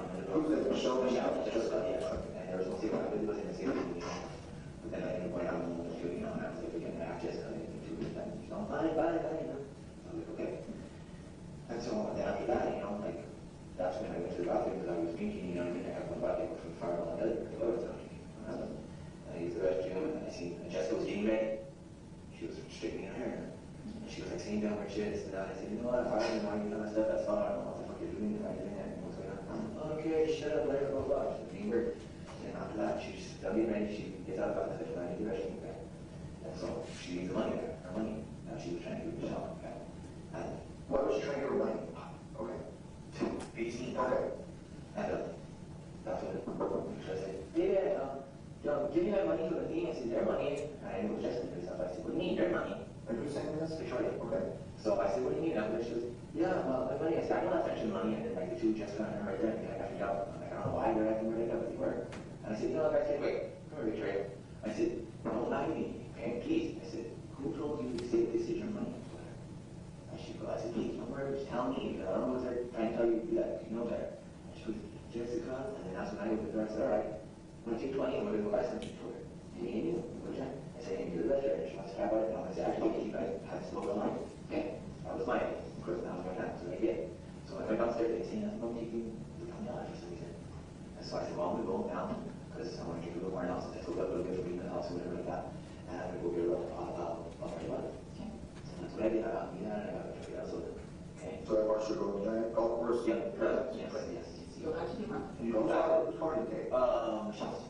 At the Buick? And so we go back, and she goes up there, and she's talking and everything, you know, and I go up there, and why can't you go up there, okay? And I said, no, I'm going to go stop on the street, okay? I'm going to street. You know what? Stop on the street. Okay. So she came. Who's she? Michelle. Okay. So we went there, and you know, that's when I told her, you know, I'm not about to leave, right? Because when you got from there, that's not good to do when you're 6 yards. Yeah. Okay. And then so we got back home. How far does Stevie live? He lives like not that far away, but I got down with him, and we were talking with Steve. He was so weird because he told me about Jessica. He goes, you know, I told him, yeah, Jessica's staying in her house. Eventually, he goes, no, you shouldn't have to be staying with her. I know she's got me. So I know. And he made some guy cool. He said, you know, that you should know how she's going. So you guys should have her there. Yeah, I know she's gonna be gone wrong. I know she should have her there. So I stayed with her like, let's say we were around for like 30, maybe 40 minutes. Okay. Round trip or that's 30 minutes at Stevie's? Yes, 30 minutes after it. Okay. Sergeant, in that clip, we heard the defendant say something about a brother who told him that Jessica was bad news and shouldn't be in the apartment. Which brother was that? I believe he said Stevie.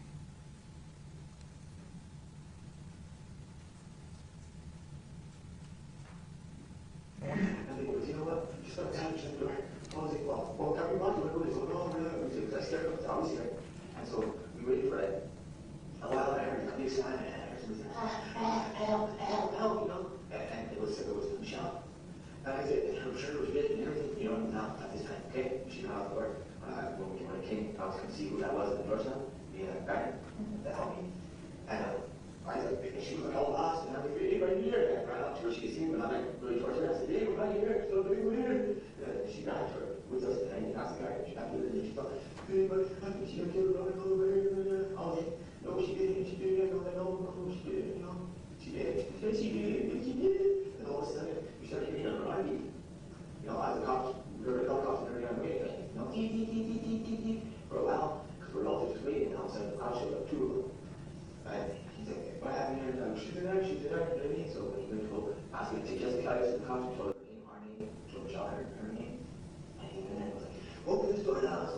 basically she wasn't answering. So I thought she was in there, still doing her shit, still like she was, like, you know what I mean? I was like, oh my god, this is crazy. Like, you know what I mean? I'm sure both like, we were in, she probably had killed her and done that crazy stuff now. But we were so entertained and crying with each other, and she did that, you know, that would be something. And she was, oh my god, she killed her. This will be your better. I was like, don't say that, don't tell us that big, you know, I already know. So now I know this happened, and Kevin goes, now because I did this, I said. Sergeant, before we get to the next clip, let me ask you, did you personally participate in some of the interview of, in this case, at the main police station? Yes, sir. While you were interviewing the defendant, did he continue with the story that he initially told you that you said there was a gap in time, where he said they just suddenly woke up? Yes, sir. Was he asked about that gap in time? I believe he was, to expand on it. And how did he respond? He kept saying, I am. He kept trying, said he was giving us details. We had those details that he was giving us, still never filled in the gaps. One thing I do want to point out is during his interview, I'd like you guys to watch his demeanor. Objection. Narrative. Sustained.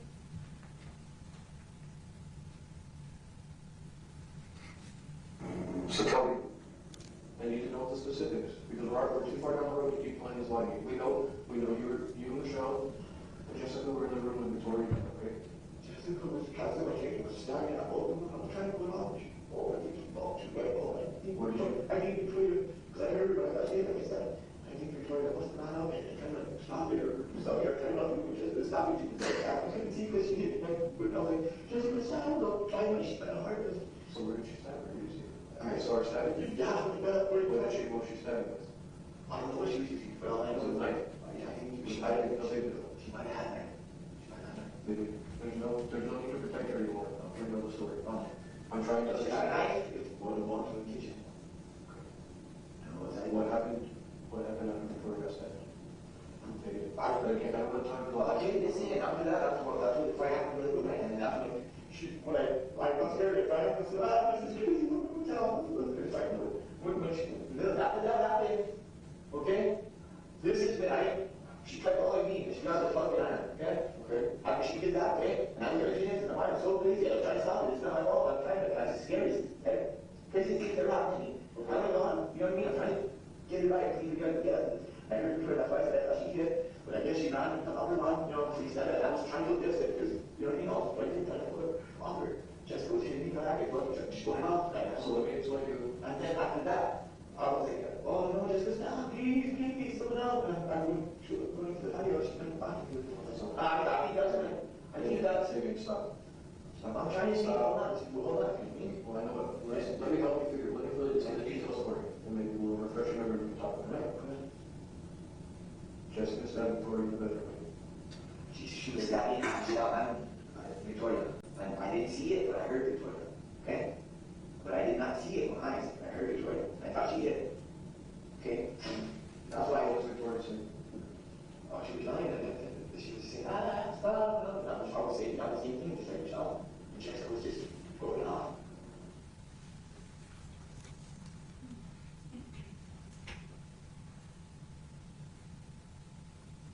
Here's Victoria's telling me through a silhouette for you.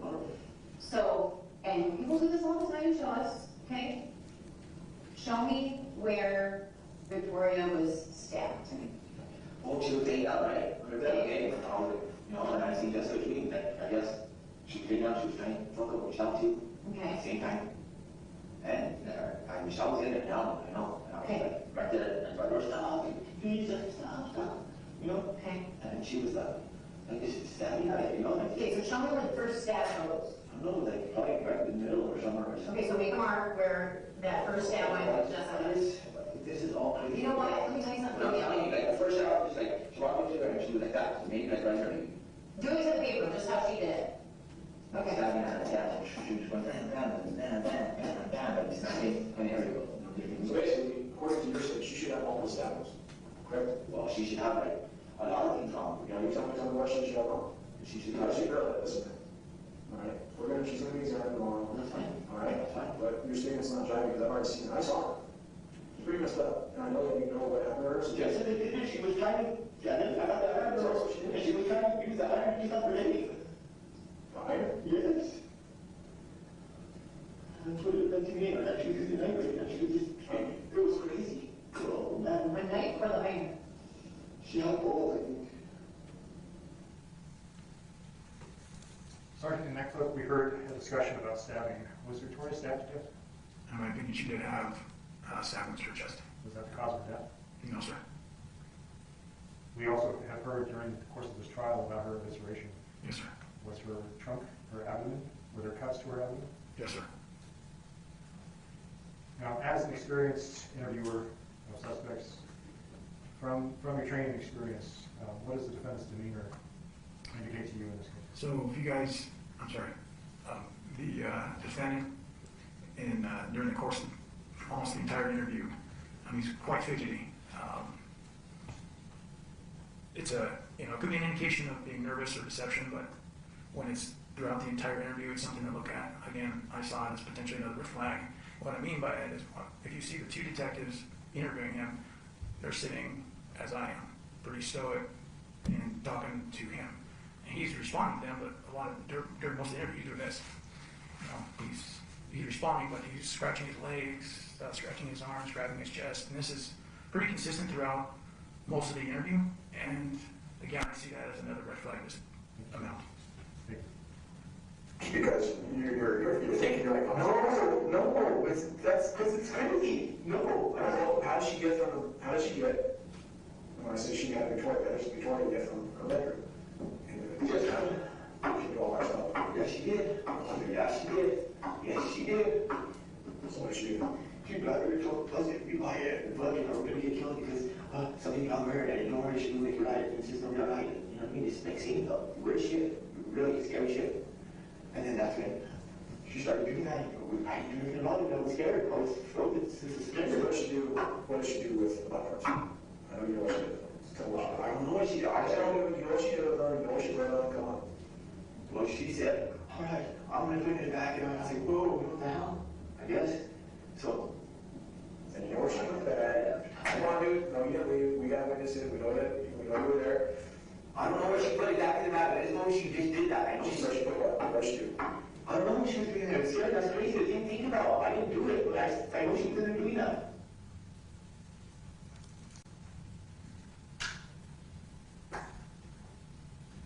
Let's start from with Jessica, I'm sorry, with Victoria Martens. Okay, let's go from there. Cool, like I said, we showed up there, I read up, you know what I mean? Just showed up downtown, whatever. We got there.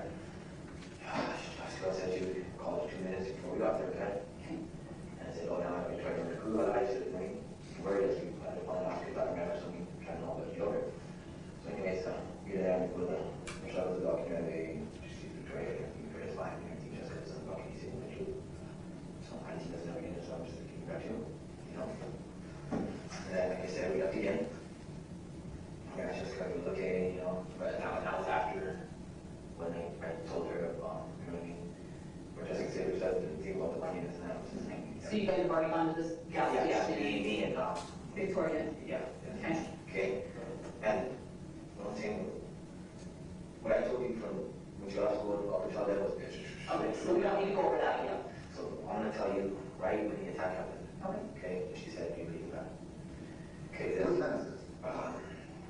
is about 1:40, 1:42 o'clock, 1:42 o'clock. So are you not going to talk about, so are you telling me when Jessica comes downstairs, she has Victoria in her arms, she turns back around, puts Yeah, her I back. thought she was still there, okay? That's my opinion. That's what I'm saying without you. I mean, I thought she wasn't there. You know what I mean? My eyes, I thought the logo was still there. Okay. Victoria. And so we're going to skip from now all the way to when you and Michelle are attacked. Yes. And are we, Well, all I want to tell you is right I want to know about the homicide. Yeah, the attack or whatever. Okay, let's talk about that. Okay, Jessica started attacking us. She started going crazy. She started knocking herself right, okay? Okay. She started trying to go on me, and I was trying to hold her off, but she must have been really super, super high, okay? So you had to kind of drink because it was crazy. I was trying the hardest, and I still couldn't, she was still getting shot at me at the same time. Okay. Getting us really that good. I was really scared. Everything was going crazy, you know, I didn't know that. As we were fighting the doctor, and run on there, Michelle was trying to run. So how we ended up into the kitchen because she was trying to run out the front door, and I also just got from inside the room when she attacked us hard. Okay. And so it kind of continued me, and he didn't catch up to her, okay? And then just started rallying on her again. I'm like, Jessica, stop. And I just kind of kept going, I got scared, and she wouldn't stop. So I just tried to get her again. I tried to go out through the door too with Jessica, and that time she got in the way and stuff like that too. And then she goes, oh,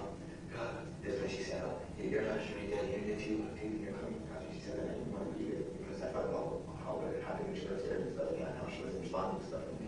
I was like, oh my God, like, and then all that together, and I was like, I know she did it. Because if she was here, she would be doing this, and Michelle was like, oh, I was doing it, she was like, out, me clean this up right now. And so I cleaned up the bed, so me and Michelle, Michelle was helping her, she was out there trying to help me, they were just okay, just stop, we're trying to help her, don't get blood, because Where's the blood at? the blood was all over the kitchen. Where else? We've been in the house, keep in mind. Okay, the food, like all over by the fridge and by the door, and all over there, by the, the seat area, our right there. Not more or less what it's over, you know what I mean? But like more or less like all over, everywhere.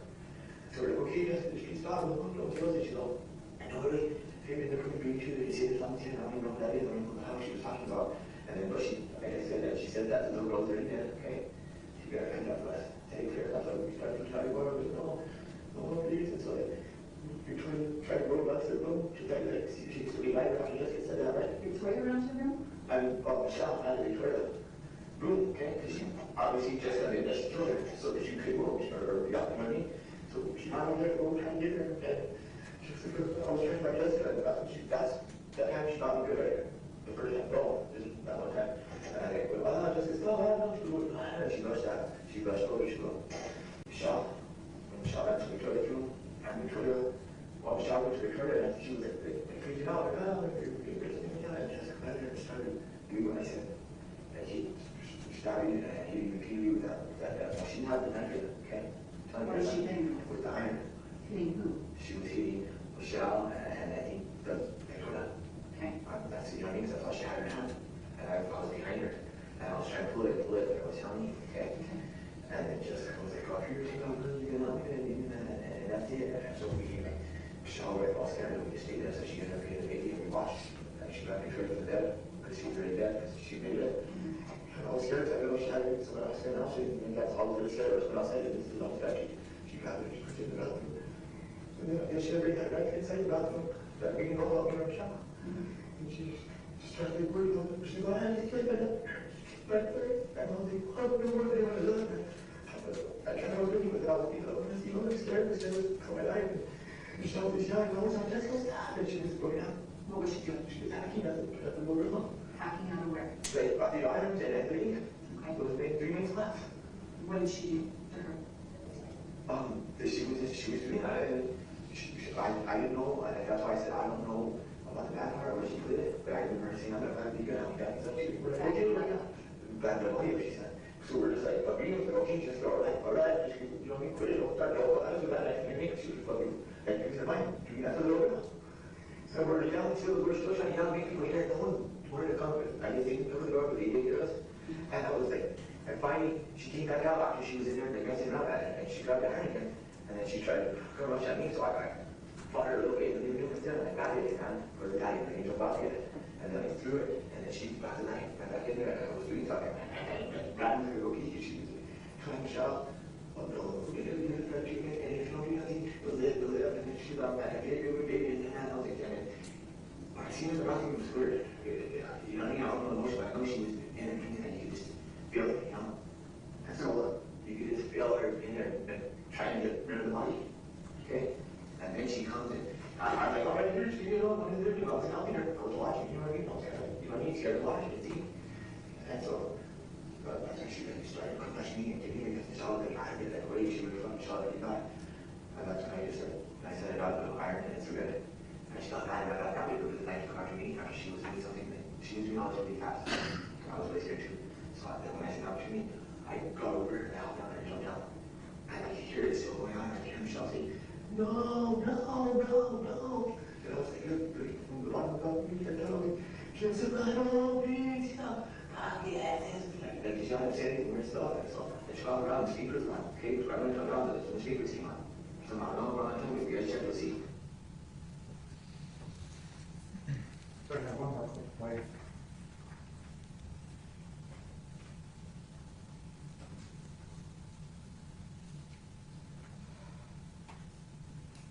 What happened? So listen, you to be honest, because I know that you helped cut her up. No, stop. Stop. I know you helped cut her up, but also you're defending. All right? I didn't help cut that little girl up. I did it, but I seen it. You need to be honest. I see Jessica do it, okay? But she threatened me with, she got on me to kill her. Just like she couldn't kill Michelle. I seen her do this. I'll be scared.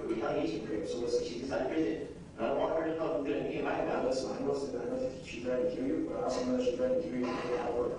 Because she's not going to do this by herself. I didn't listen to that. No, if you did it with a friend, you can explain it. Because that's the thing. I already talked to Michelle. I hate no stop. You've already lied about a lot of stuff. And now you're What I'm saying is I see it happen. I came out there right away. But I didn't have no part of it. But yes, I did see it. And I'm not threatening with a knife. Okay? I was scared. I didn't know if there was anyone else there or anyone else outside of Jessica was saying. Okay? But I did not help her do that. No. I also know that you guys weren't asleep when you guys got hit, and I know it didn't happen because, again, We were all sleeping. We were in town. It was a night out. We were there. We were all the way there. Because I was telling you, we were all the way in the investigate. We were like 20, 30 minutes getting ready for it. You know that. Your boss was ready to get home.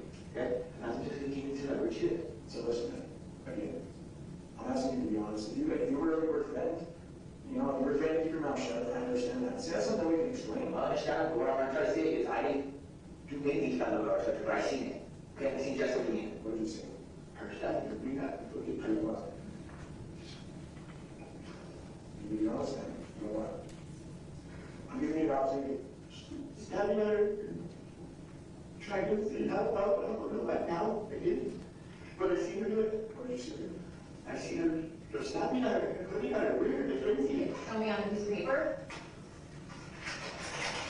Okay, go ahead, sit down. Are you using some paper? Show me, it's okay, but this is important for us to know, okay? Listen, you gotta trust me.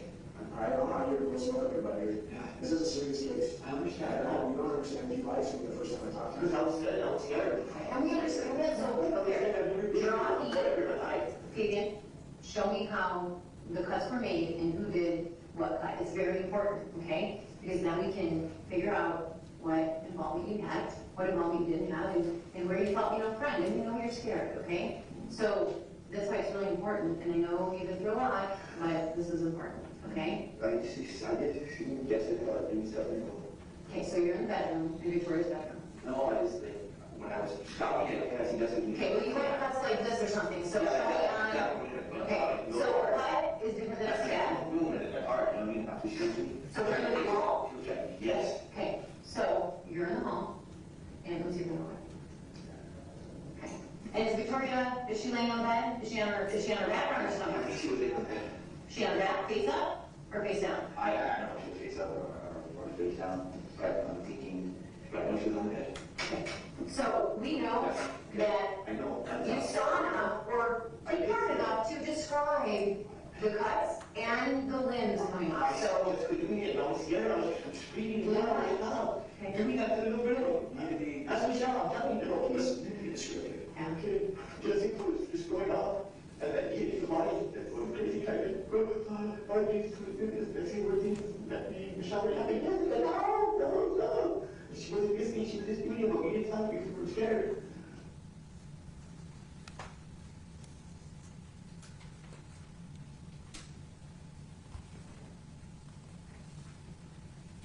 Sorry, Yes. I heard you say something about there may have been a threat. So let me ask you, when you're doing an interview of a suspect, do you sometimes give them sort of an out and offer a justification that might get them to talk? Yes, sir, I do.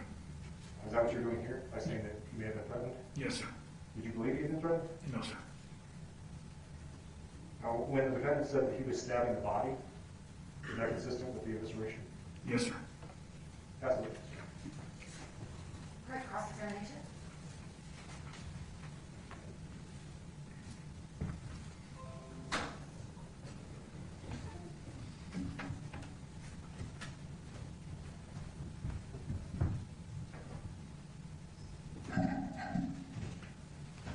This is Latin. So, Michelle and Fabian were separated into 2 rooms, right? Yes, sir. And those interrogations lasted for hours, didn't they? Yes, sir, they did. In fact, he was in custody and questioned all the way until 10 p.m. that night. I do recall. And as you testified, you were not able to question Jessica Kelley. Her interrogation lasted about 3 minutes, didn't it? Yes, sir. You also testified before the grand jury, didn't you? I did. The questions that you asked Michelle and Fabian and the testimony that you gave to the grand jury were based on beliefs as to what happened that are very different from the charges and the evidence we are seeing here at the trial, aren't Some of them were, yes. For example, in 2016, when you were questioning both and when you testified to the grand jury, you believed that Michelle and Fabian had committed murder in the first degree and dozens of other charges which has since been dropped. Yes, sir. Now, in your opinion, and as you testified to the grand jury, Michelle's story and Fabian's story, at least in the first few hours, were almost exact. Yes, there was. Objection, Your Honor. So, Sergeant, I think you'll agree, you felt that their stories for the first few hours were almost exact. Yes. Now, there was only one difference, and that had to do with the timing of the hour when Jessica attacked them with the iron. Mr. Objection? Same objection. Can you take the question again, please? The only difference was when Jessica attacked them. I'm not hearing your say. That's overruled. You can answer. Yes, sir. Okay. Now, I think we heard in the statement at the scene, the defendant didn't have a very good sense of time, did he? To me, it appeared that he was omitting that specific time. That's the way I got it. He was omitting between 1:40 and, say, 3:30? Yes. 2 hours? That's what I believe, yes, sir. But actually, he was giving you a time when she came in as 1:40, when in fact it was 3:40. Isn't that what the facts show? Yes. And he made the same mistake as to when they came home the night before, didn't he? He said he gave a ballpark between like 4 and 5. But then when he said it was starting to get dark, you corrected him and said, well, it doesn't get dark till 8:30. And he says, okay, that was the time, right? That's correct. So was he deliberately gapping between 4:30 and 8:30, or is he just not very good with time? I'd say he was maybe mistaken around that time, but during my interview and based off of my opinion, he was purposely not wanting to talk about that night. So one was a mistake and one was purposefully leaving out 2 hours. That's your testimony. That's my opinion, yes, sir. Now, really this investigation got off track because the officers extracted a false confession from Michelle. Is that true? There were some things of her statement that were inaccurate, yes. Now, when Michelle was explaining that she didn't use drugs, you asked, how about methamphetamine? You never tried meth. These are his questions, not... Okay, you're listening hearsay though, by virtue of the question, so rephrase the question. Sustain. Did you introduce the notion of methamphetamine to Michelle by asking her, how about meth? You never tried meth? I believe so, yes. And basically after Michelle broke, that would probably be here. Now, based on the statement she made, you were under the impression that the defendant and she had given methamphetamine to the child, had sex with the child, and then the child died. That was your understanding of what happened. That's what she said, yes. But I think you'll agree the toxicology and the autopsy show no drugs, no alcohol, no indication of criminal sexual penetration, and really no stabbing like what we were watching of the body. Isn't that true? So I agree with the first two, with the latter I would disagree. As far as stabbing. Do you think that when someone's eviscerated that they're being stabbed multiple times? It depends on how you do it. And of course the stories you were getting had to do with her being stabbed to death at 3:40 in the morning. Correct. And the truth is she died some 9 hours before that, before they ever got home. That's what the evidence shows, yes.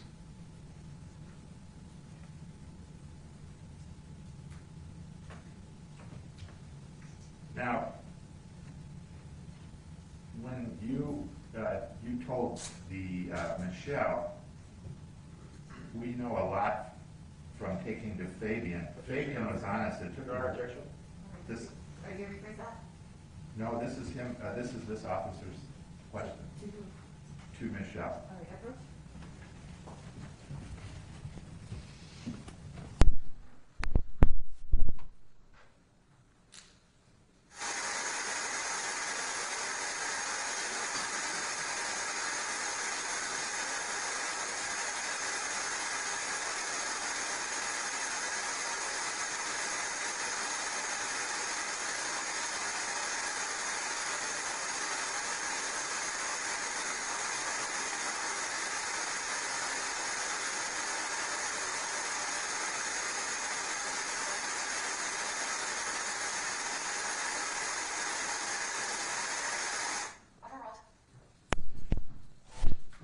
Let me ask it again, Sergeant.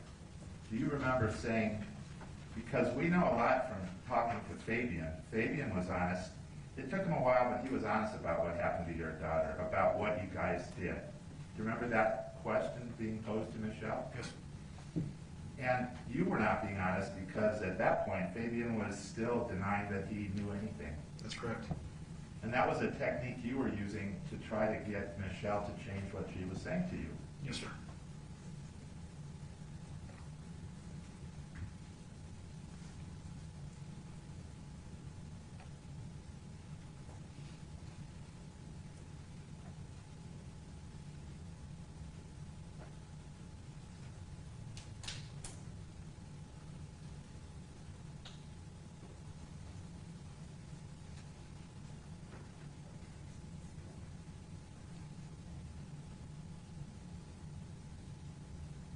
Do you remember this question that you asked of Michelle on page 56?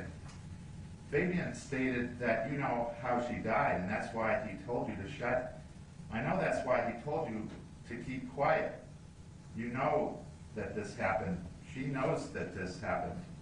We're going to try to get rid of her, so you better keep quiet, all right? And that's why you were threatened, correct? So you're quoting from Fabian, but this never was said to you, was it? No. So when you told Michelle that Fabian had told you that he knew how she died, that really didn't happen, did it? Up to that point, no. Again, that was an investigative technique to tell her, hey, someone else is basically saying you know what's going on, to try to elicit a response from them.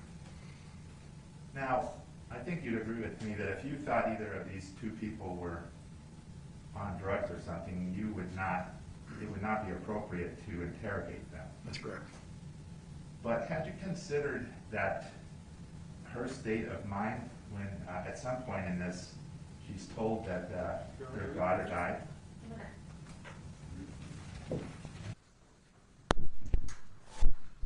So I know there's a lot of techniques. There's even a book that I'm assuming you probably read on interrogations, but shouldn't you have made some sort of adaptation or some sort of recognition that maybe Michelle just wasn't in a position to be interrogated at that time? You know, I did not believe that there was an issue. Speaking with her, we looked at her discharge paperwork. She said she wasn't concussed, or said she wasn't concussed. And talking with her, her answers, her initial answers were appropriate. So. I just want to say for the record, I didn't rule in front of the jury on that last objection. It was overruled. All right. You stated to her, if you remember, I know you're scared, but you got to trust me. Do you trust me? I hope you do. You were trying to gain her trust when you were asking her questions, weren't you? Yes, sir. And you said, we know that drug stuff is involved, okay? We know that. That was your testimony, that your question to her, wasn't it? Yes. You asked Crystal on what table? Do you remember that, asking about crystal methamphetamine? Yes. And it turned out that the bag on the table had M&Ms, not methamphetamine. Is that true? Correct. There was no methamphetamine found. And to fast forward to that, you heard testimony last week from Jessica that that methamphetamine was hidden in a light fixture. You don't believe that's true, do you? I have no reason to not believe it. Well, didn't you go back 2 days later with a search warrant in part because you wanted to look for the presence of any methamphetamine? We went back specifically because the family believed they found narcotics. And when we showed up, we obtained what they said they found. And it turned out to be... We didn't have any information at that time that it was hidden up above a light fixture in the bathroom. So you're saying that it's possible that there was meth and nobody ever found it? I believe so, yes. Has anybody reported it since? No.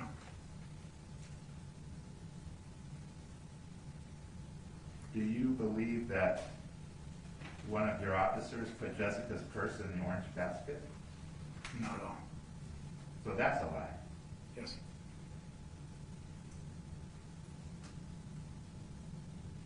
Here's another question to Michelle, page 57.